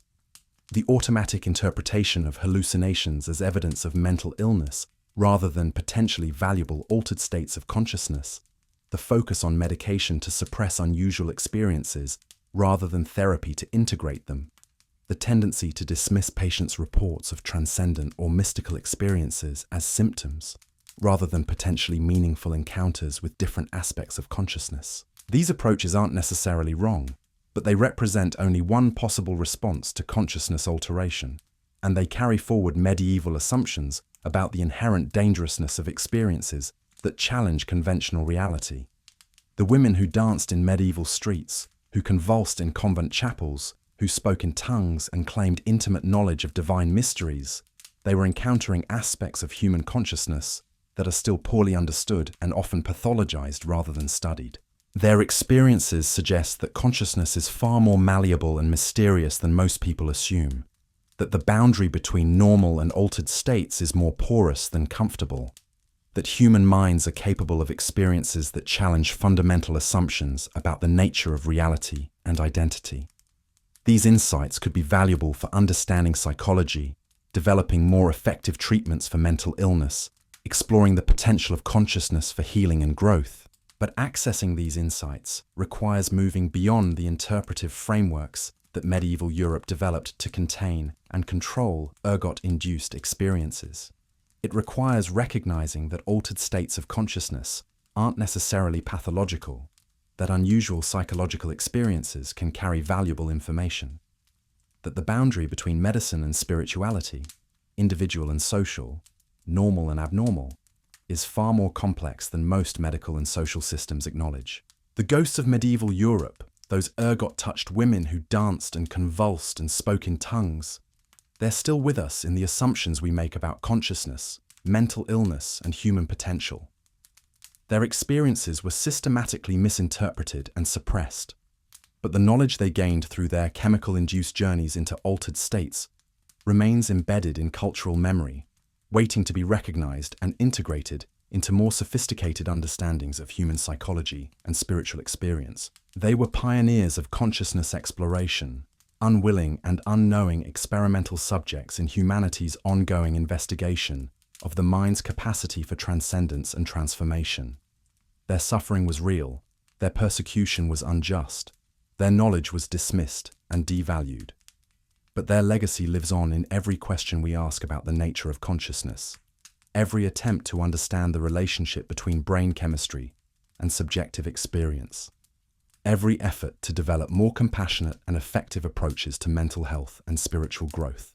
The ergot that transformed them into ghosts also revealed the ghostly nature of all human consciousness, the ways that identity and reality are far more fluid and mysterious than we typically acknowledge. Their dancing was a form of communication across centuries. Their visions were glimpses into possibilities that mainstream culture still struggles to recognize and integrate. They were trying to tell us something important about the nature of human experience, about the potential for consciousness to transcend ordinary limitations, about the relationship between individual psychology and social systems, about the costs of suppressing, rather than studying unusual forms of awareness. Their message was encoded in chemical alterations and cultural interpretations that obscured its meaning. But it remains available to anyone willing to look beyond medieval assumptions about supernatural possession and female weakness. The fungus that poisoned them also revealed hidden possibilities within human consciousness, secret capacities for transcendence and transformation that most people never encounter because they live within social systems that discourage exploration of non-ordinary states of awareness. The medieval women who encountered ergot were glimpsing aspects of human potential that are still largely unknown and unexplored, experiencing forms of consciousness that could inform contemporary understanding of psychology, spirituality, and the untapped possibilities of human awareness. Their stories remind us that the line between poison and medicine, between illness and insight, between madness and enlightenment, is never as clear as we might wish. The same substance that destroyed lives also revealed hidden dimensions of consciousness. The same experiences that were interpreted as demonic possession also provided access to transcendent states of awareness. The same women who were dismissed as hysterical also possessed knowledge about the nature of mind and reality that could inform contemporary approaches to mental health and spiritual development. They became ghosts, not just because ergot altered their consciousness, but because their societies refused to acknowledge the full complexity and potential of human awareness. They were casualties of epistemological systems that valued certainty over mystery, control over exploration, conventional interpretation over direct experience. But their ghostly presence continues to haunt the edges of contemporary consciousness. reminding us of possibilities we've forgotten, insights we've dismissed, potentials we've suppressed in our rush to maintain social order and psychological comfort. The dancing plagues and possession epidemics of medieval Europe weren't just historical curiosities. They were glimpses into the hidden depths of human consciousness, previews of possibilities that most people never encounter, warnings about the costs of interpreting unusual experiences through frameworks that emphasize fear and control rather than understanding and integration. The women who experienced these episodes were unwitting explorers of inner space, pioneers of consciousness research who paid a terrible price for their involuntary journeys into altered states of awareness. Their legacy challenges us to develop more sophisticated and compassionate approaches to unusual psychological experiences, to recognize that consciousness alteration isn't automatically pathological, to acknowledge that the mind's capacity for transcendence and transformation extends far beyond what conventional psychology typically recognizes. They were trying to show us something important about human potential, something that was lost in medieval interpretations, but remains available to anyone willing to look beyond surface explanations and engage with the deeper mysteries of consciousness and identity. The ergot revealed possibilities that medieval Europe wasn't ready to understand or integrate. But those possibilities remain embedded in human consciousness, waiting to be rediscovered and explored by cultures more prepared to handle the implications of consciousness research.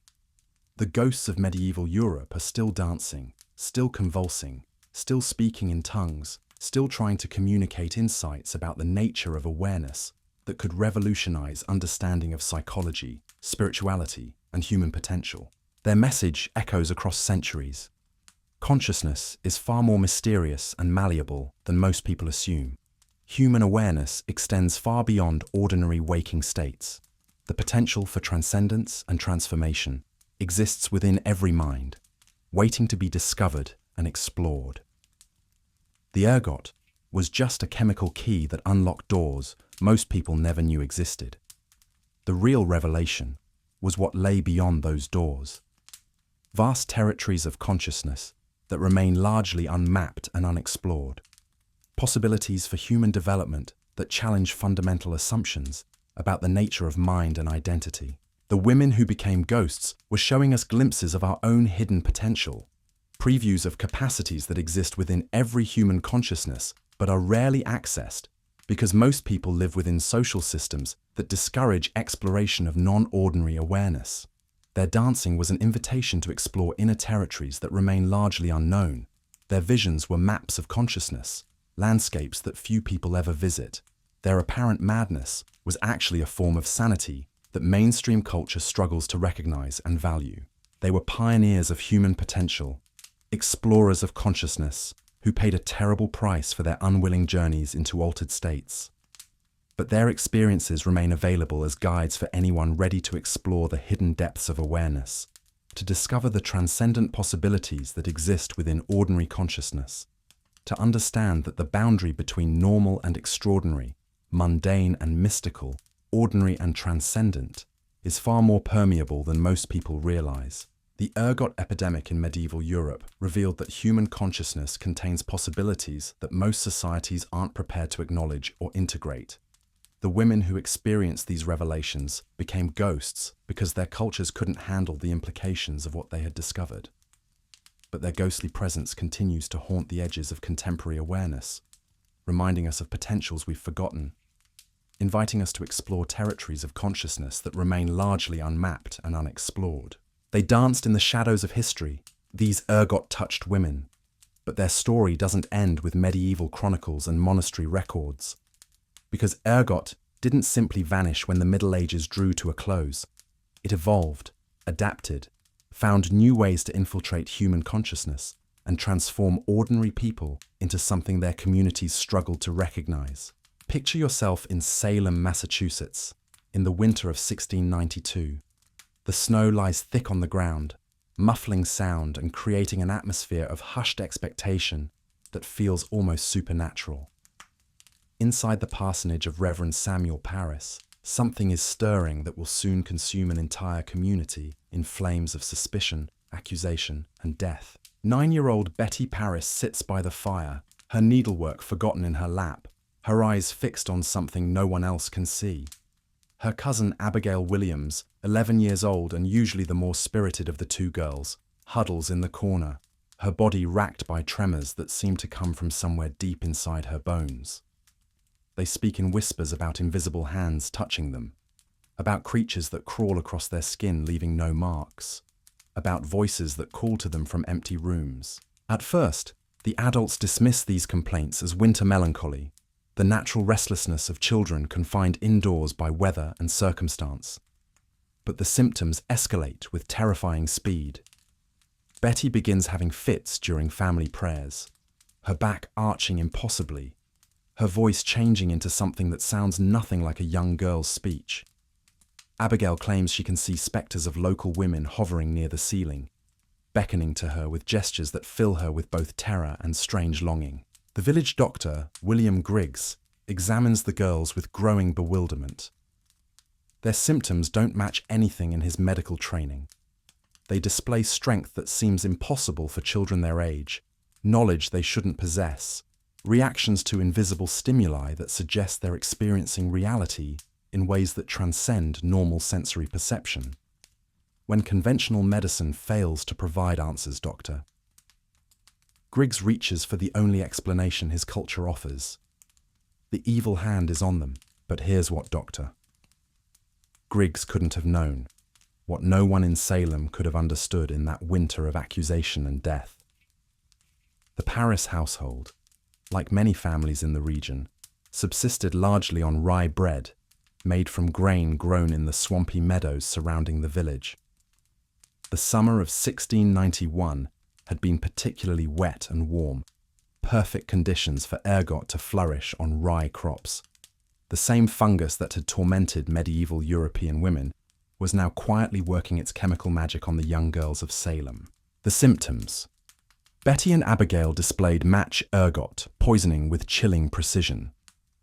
The convulsions, the hallucinations, the sensation of insects crawling on skin, the muscle spasms that gave them supernatural strength, the altered consciousness that allowed them to speak with adult authority about subjects they shouldn't understand. Even their claims about being touched by invisible hands align perfectly with the tactile hallucinations commonly reported by ergot victims. But Salem in 1692 had no framework for understanding fungal poisoning. Instead, the community interpreted the girls' symptoms through the lens of Puritan theology, which taught that Satan was constantly seeking to corrupt human souls, particularly those of women and children who were considered spiritually vulnerable. When Betty and Abigail began naming the people they claimed to see in their visions, when they accused local women of appearing to them as spectres and tormenting them through supernatural means, the community saw confirmation of its deepest fears about demonic influence in their midst. The accusations spread like wildfire through a community already primed for supernatural explanation of unusual events. Soon, other young women began experiencing similar symptoms. Mercy Lewis, Mary Warren, Elizabeth Hubbard, all displaying the same convulsions, hallucinations, and claims about spectral visitation that had first appeared in the Paris household. The pattern was identical to medieval dancing plagues and possession epidemics. 1 or 2 initial cases, rapid spread through a close-knit community, symptoms that seemed to confirm contemporary beliefs about supernatural forces. But there was a crucial difference. Unlike medieval Europe, where ergot victims were seen primarily as victims of divine punishment or demonic possession, Salem transformed its ergot-poisoned young women into agents of divine justice. Their hallucinations became evidence in legal proceedings. Their accusations resulted in arrests, trials, and executions. Their chemically altered perceptions became the basis for determining life and death in a community that had lost its ability to distinguish between natural and supernatural phenomena. The girls themselves seemed to understand the power their condition gave them. During court proceedings, they would fall into fits whenever certain accused women entered the room, their bodies contorting in ways that spectators found both terrifying and convincing. They would cry out that the accused were pinching them, stabbing them with invisible pins, forcing them to sign books that existed only in their hallucinated reality. Their performances were so dramatic, so consistent, with Puritan expectations about how demonic influence would manifest, that even educated observers found them compelling. What makes the Salem witch trials particularly tragic is that the ergot poisoning created a feedback loop of accusation and confirmation that fed on itself until it consumed the entire community. The girls' initial symptoms were probably genuine effects of fungal contamination, but as they discovered the attention and power their condition brought them, they began to consciously embellish and direct their episodes towards specific targets.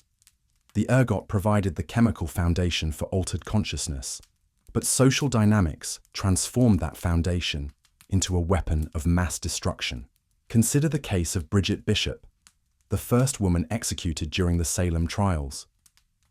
She was accused by the afflicted girls of appearing to them in spectral form, of tormenting them during the night, of trying to force them to sign a book that would bind their souls to Satan. During her trial, the girls fell into violent fits whenever she moved or spoke, claiming that her spectral form was attacking them, even as her physical body stood in the courtroom. Bishop's accusers were probably experiencing genuine hallucinations caused by ergot alkaloids affecting their visual and tactile perception systems. When they claimed to see her spirit leaving her body and approaching them with malevolent intent, they were likely describing actual visual distortions caused by fungal poisoning. When they reported feeling pinched and stabbed by invisible hands, they were experiencing the tactile hallucinations commonly associated with ergot toxicity. But the legal system interpreted these chemically induced symptoms as supernatural evidence of Bishop's guilt. Her conviction and execution were based entirely on testimony from young women whose perceptions had been altered by accidental drug ingestion. The same substance that had turned medieval women into dancing ghosts was now turning Salem's young women into unwitting instruments of judicial murder. The pattern repeated itself throughout the trials. Accused women would be brought before the court. The afflicted girls would immediately fall into fits, and their reactions would be interpreted as proof of the accused's supernatural influence. The ergot created a perfect storm of altered perception, social hysteria, and legal procedure that transformed accidental poisoning into systematic persecution. But perhaps the most chilling aspect of Salem's ergot-induced witch hunt was how it revealed the community's willingness to believe that their neighbors, their friends, their family members were in league with supernatural evil. The accusations didn't target strangers or outsiders. They focused on women who were integral parts of the community, people who had lived alongside their accusers for years or even decades. Sarah Good, one of the first women accused, was a homeless beggar who went door to door asking for food and shelter. Her marginal social status made her an easy target, but the specific accusations against her reveal how ergot hallucinations were shaped by existing social tensions. The afflicted girls claimed she appeared to them as a spectre carrying a yellow bird, a detail that probably emerged from ergot-induced visual distortions, but was interpreted as evidence of her familiar spirit. Rebecca Nurse, by contrast, was a respected member of the community, an elderly woman known for her piety and kindness. Her accusations shocked Salem residents and revealed how the ergot-fueled hysteria could target anyone, regardless of their reputation or social standing. The girls claimed her spectre was among the most persistent in tormenting them, appearing nightly to try to force them into signing Satan's book. The fact that both marginal and respected women could be accused with equal credibility reveals how completely the community had lost its ability to evaluate evidence rationally. The ergot-induced hallucinations of young women had become more believable than decades of observed behavior from their neighbors. Chemical alteration of perception had overridden social knowledge and personal experience as the basis for determining truth. The trials themselves became theatre productions, where ergot-poisoned young women performed their symptoms for audiences who interpreted every convulsion, every cry, every claim about invisible torment as evidence of supernatural warfare being waged in their midst. The courtroom became a stage where altered consciousness was transformed into legal testimony, where hallucinations became evidence, where the chemical effects of fungal contamination became the basis for life and death decisions. John Proctor, one of the men eventually executed during the trials, seemed to understand what was happening better than most of his contemporaries. He recognized that the afflicted girls were performing, rather than simply experiencing their symptoms, that their fits were timed for maximum dramatic effect, that their accusations followed social patterns that had nothing to do with supernatural influence. His skepticism cost him his life, but his observations reveal that not everyone in Salem was completely taken in by the ergot-induced spectacle. Proctor's wife Elizabeth was among those accused by the girls, probably because John had publicly questioned their credibility and suggested that their symptoms might have natural rather than supernatural causes. The accusation against Elizabeth Proctor reveals how the ergot-poisoned girls used their condition to settle social scores, to target people who threatened their newfound power and authority. When John Proctor himself was eventually accused, the pattern became even clearer. The girls claimed his spectre was among the most violent in tormenting them, that he had tried to force them to hurt other people, that he possessed supernatural strength that he used to inflict invisible injuries on their bodies. These accusations were probably elaborations of genuine ergot-induced hallucinations, but they were directed towards specific targets for social and psychological reasons that had nothing to do with supernatural activity. The execution of John Proctor and 18 other Salem residents represents one of history's most tragic examples of how ergot poisoning could be weaponized through legal and social systems. The same fungus that had caused medieval women to dance themselves to death was now causing young women to dance their neighbors to the gallows, their chemically altered perceptions becoming instruments of judicial murder. But Salem's ergot-induced witch hunt also revealed something profound about the relationship between individual psychology and social hysteria. The girls' initial symptoms were probably genuine effects of accidental poisoning, but as the trials progressed, their performances became increasingly elaborate and dramatically timed. They learned to use their ergot-altered consciousness as a form of social power, directing their hallucinations towards specific targets and amplifying their symptoms for maximum effect. This suggests that ergot didn't simply cause random hallucinations. It created altered states of consciousness that could be shaped and directed by psychological and social factors. The girls weren't just passive victims of fungal poisoning. They were active participants in transforming their chemical-induced experiences into social weapons, using their altered perceptions to navigate and manipulate the power structures of their community. The Salem witch trials ended when the accusations began targeting people too prominent and well-connected to be credibly suspected of witchcraft. When the girls accused the governor's wife and other high-ranking officials, the community suddenly rediscovered its capacity for skepticism about spectral evidence. The same symptoms that had been interpreted as proof of supernatural activity when they targeted marginal women were dismissed as unreliable when they threatened people with real social power. This shift reveals how completely social prejudices shaped the interpretation of ergot-induced symptoms.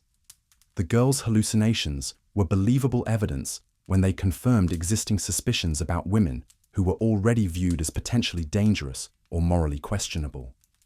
The same hallucinations became questionable when they challenged social hierarchies that the community wasn't prepared to destabilize. The aftermath of Salem was swift and brutal in its own way. The community that had embraced spectral evidence as legally valid suddenly rejected it entirely. The survivors of the witch hunt were released from prison, but many had been financially ruined by their imprisonment. Families had been destroyed, social trust had been shattered, and the community struggled to understand how they had allowed ergot-induced hallucinations to become the basis for legal murder.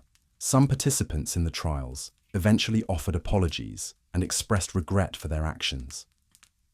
The afflicted girls themselves largely disappeared from historical record, their moment of terrible power ending as abruptly as it had begun. But the damage was permanent.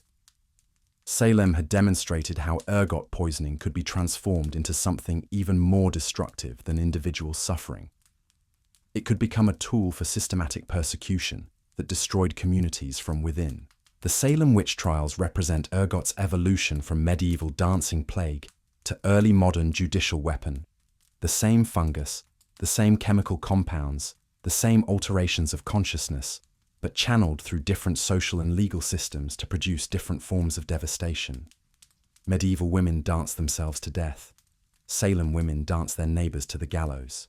But Salem also revealed something that medieval sources only hinted at: the possibility that ergot-induced altered consciousness could be deliberately shaped and directed rather than simply endured.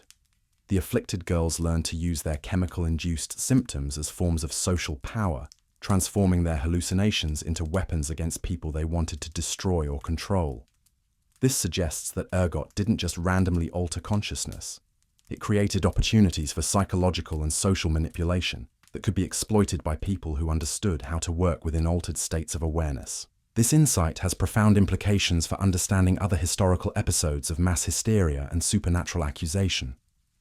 How many witch hunts, possession epidemics, and religious persecutions were really ergot outbreaks that were weaponized through social and legal systems? How many communities destroyed themselves through accusations based on chemically altered perceptions that were interpreted as supernatural evidence? The questions become even more disturbing when we consider that ergot contamination wasn't random. It occurred predictably in regions with specific climate conditions, agricultural practices, and grain storage methods. Communities that relied heavily on rye bread were particularly vulnerable, especially during wet summers that promoted fungal growth. This means that ergot-induced social hysteria could be predicted, prevented, and potentially even deliberately induced by people who understood the connection between contaminated grain and altered consciousness. There's no evidence that anyone in medieval Europe or colonial America understood ergot well enough to use it deliberately as a weapon of social control. But the possibility raises troubling questions about how natural phenomena could be exploited by people seeking to manipulate communities through induced psychological states. The same fungus that accidentally destroyed countless lives could theoretically be used intentionally to create social chaos, eliminate political opponents, or justify authoritarian responses to manufactured crises. Salem's witch trials ended, but ergot's influence on human history was far from over. The fungus continued to contaminate grain supplies across Europe and North America, causing outbreaks of St. Anthony's fire that were increasingly recognized as medical rather than supernatural phenomena. But recognition didn't eliminate the suffering. If anything, it made the tragedy more poignant, because communities began to understand that the dancing plagues and possession epidemics that had terrorized their ancestors were caused by something as mundane as contaminated bread. The medical identification of ergotism created its own form of cultural trauma. Generations of Europeans had interpreted their ancestors' suffering through religious and supernatural frameworks that gave meaning to inexplicable pain. Learning that the dancing plagues were really just accidental drug poisoning didn't eliminate the suffering, but it stripped away the spiritual significance that had made the suffering bearable. The ghosts of medieval Europe weren't really ghosts. They were just poisoning victims whose communities had misunderstood their condition. This realization had profound effects on European attitudes towards supernatural phenomena, religious experience, and medical authority. If ergot could explain the dancing plagues, what other supposedly supernatural events might have natural causes? If medieval saints' visions could be attributed to accidental drug ingestion, what did that say about the reliability of religious revelation? If entire communities could be deceived by chemical-induced hallucinations, how could anyone trust their own perceptions about spiritual or supernatural matters? The scientific revolution that transformed European thought during the 17th and 18th centuries was partly driven by recognition that natural phenomena had been systematically misinterpreted through supernatural frameworks. Ergot played a crucial role in this transformation, serving as a perfect example of how dramatic, seemingly inexplicable events could have perfectly mundane explanations once the underlying mechanisms were understood. But the scientific explanation of ergot also created new forms of anxiety and uncertainty. If human consciousness could be so dramatically altered by accidental chemical exposure, what did that say about the reliability of normal perception?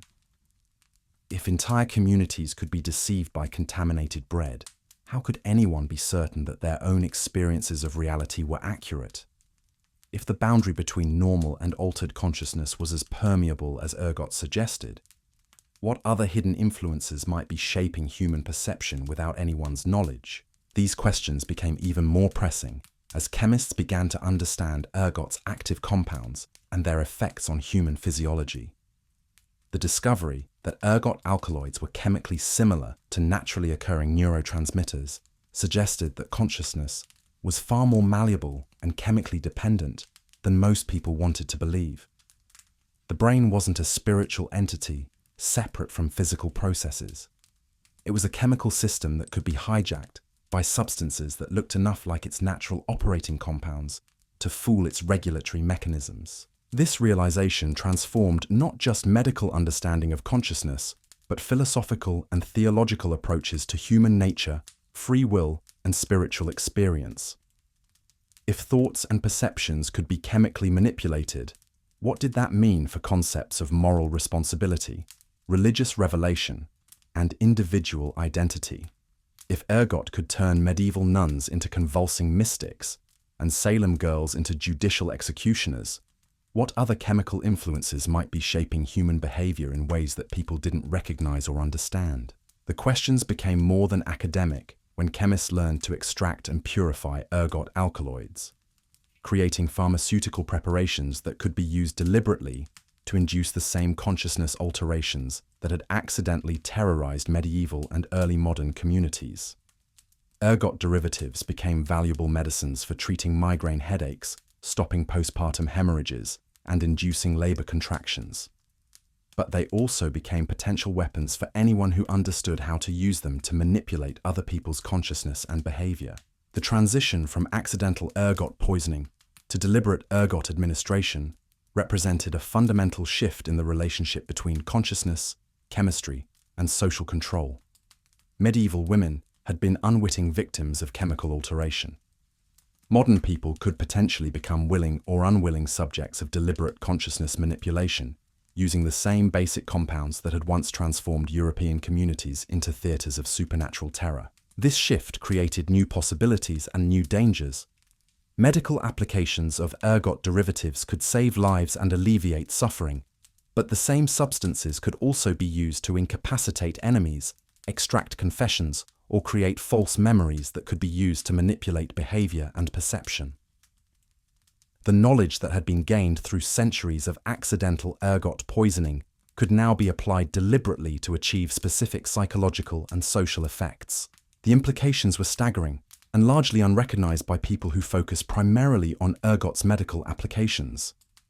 The same compounds that had accidentally created Salem's witch trials could potentially be used deliberately to create similar episodes of mass hysteria, false accusation, and social destruction. The difference was that modern applications would be intentional rather than accidental, controlled rather than random, targeted rather than indiscriminate. But even more disturbing was the possibility that ergot's effects on consciousness might be only the tip of a much larger iceberg. If one naturally occurring substance could so dramatically alter human perception and behavior, how many other chemical influences might be operating in ways that people didn't understand? How much of what people experienced as normal consciousness might actually be the result of subtle chemical influences from environmental toxins, dietary compounds, or naturally occurring substances that affected brain chemistry in ways that were too subtle to recognize but significant enough to shape thoughts, emotions, and behaviors? The ergot story revealed that the boundary between normal and altered consciousness was far more porous than most people assumed. It suggested that human perception was constantly being influenced by chemical factors that operated below the threshold of conscious awareness. It implied that individual identity, social behavior, and collective decision-making might all be shaped by chemical influences that people couldn't detect or control. These insights were both liberating and terrifying. On one hand, they suggested that consciousness was far more malleable and expandable than conventional wisdom assumed. If ergot could accidentally create transcendent experiences, mystical visions, and expanded awareness, what other possibilities for consciousness exploration might be available through deliberate chemical intervention? On the other hand, they implied that human autonomy and rational decision-making might be far more compromised than anyone wanted to admit. The women who had danced in medieval streets and convulsed in colonial courtrooms were unwitting pioneers of consciousness research. involuntary experimental subjects whose experiences revealed hidden aspects of human awareness that would eventually revolutionize understanding of psychology, neurology, and pharmacology. Their suffering had been real, their persecution had been unjust, but their experiences had also provided crucial insights into the chemical basis of consciousness that would eventually benefit all of humanity. But their legacy was complicated by the fact that their insights had been gained through accidental poisoning rather than deliberate exploration. They had paid a terrible price for knowledge that they couldn't understand or control. Their consciousness had been expanded against their will. Their awareness had been altered without their consent. Their perceptions had been transformed in ways that made them vulnerable to persecution and exploitation by people who interpreted their experiences through supernatural rather than chemical frameworks. This involuntary nature of their consciousness exploration raised profound ethical questions about deliberate attempts to alter awareness through chemical means. If ergot could accidentally create both transcendent experiences and social destruction, what responsibilities came with using similar substances intentionally?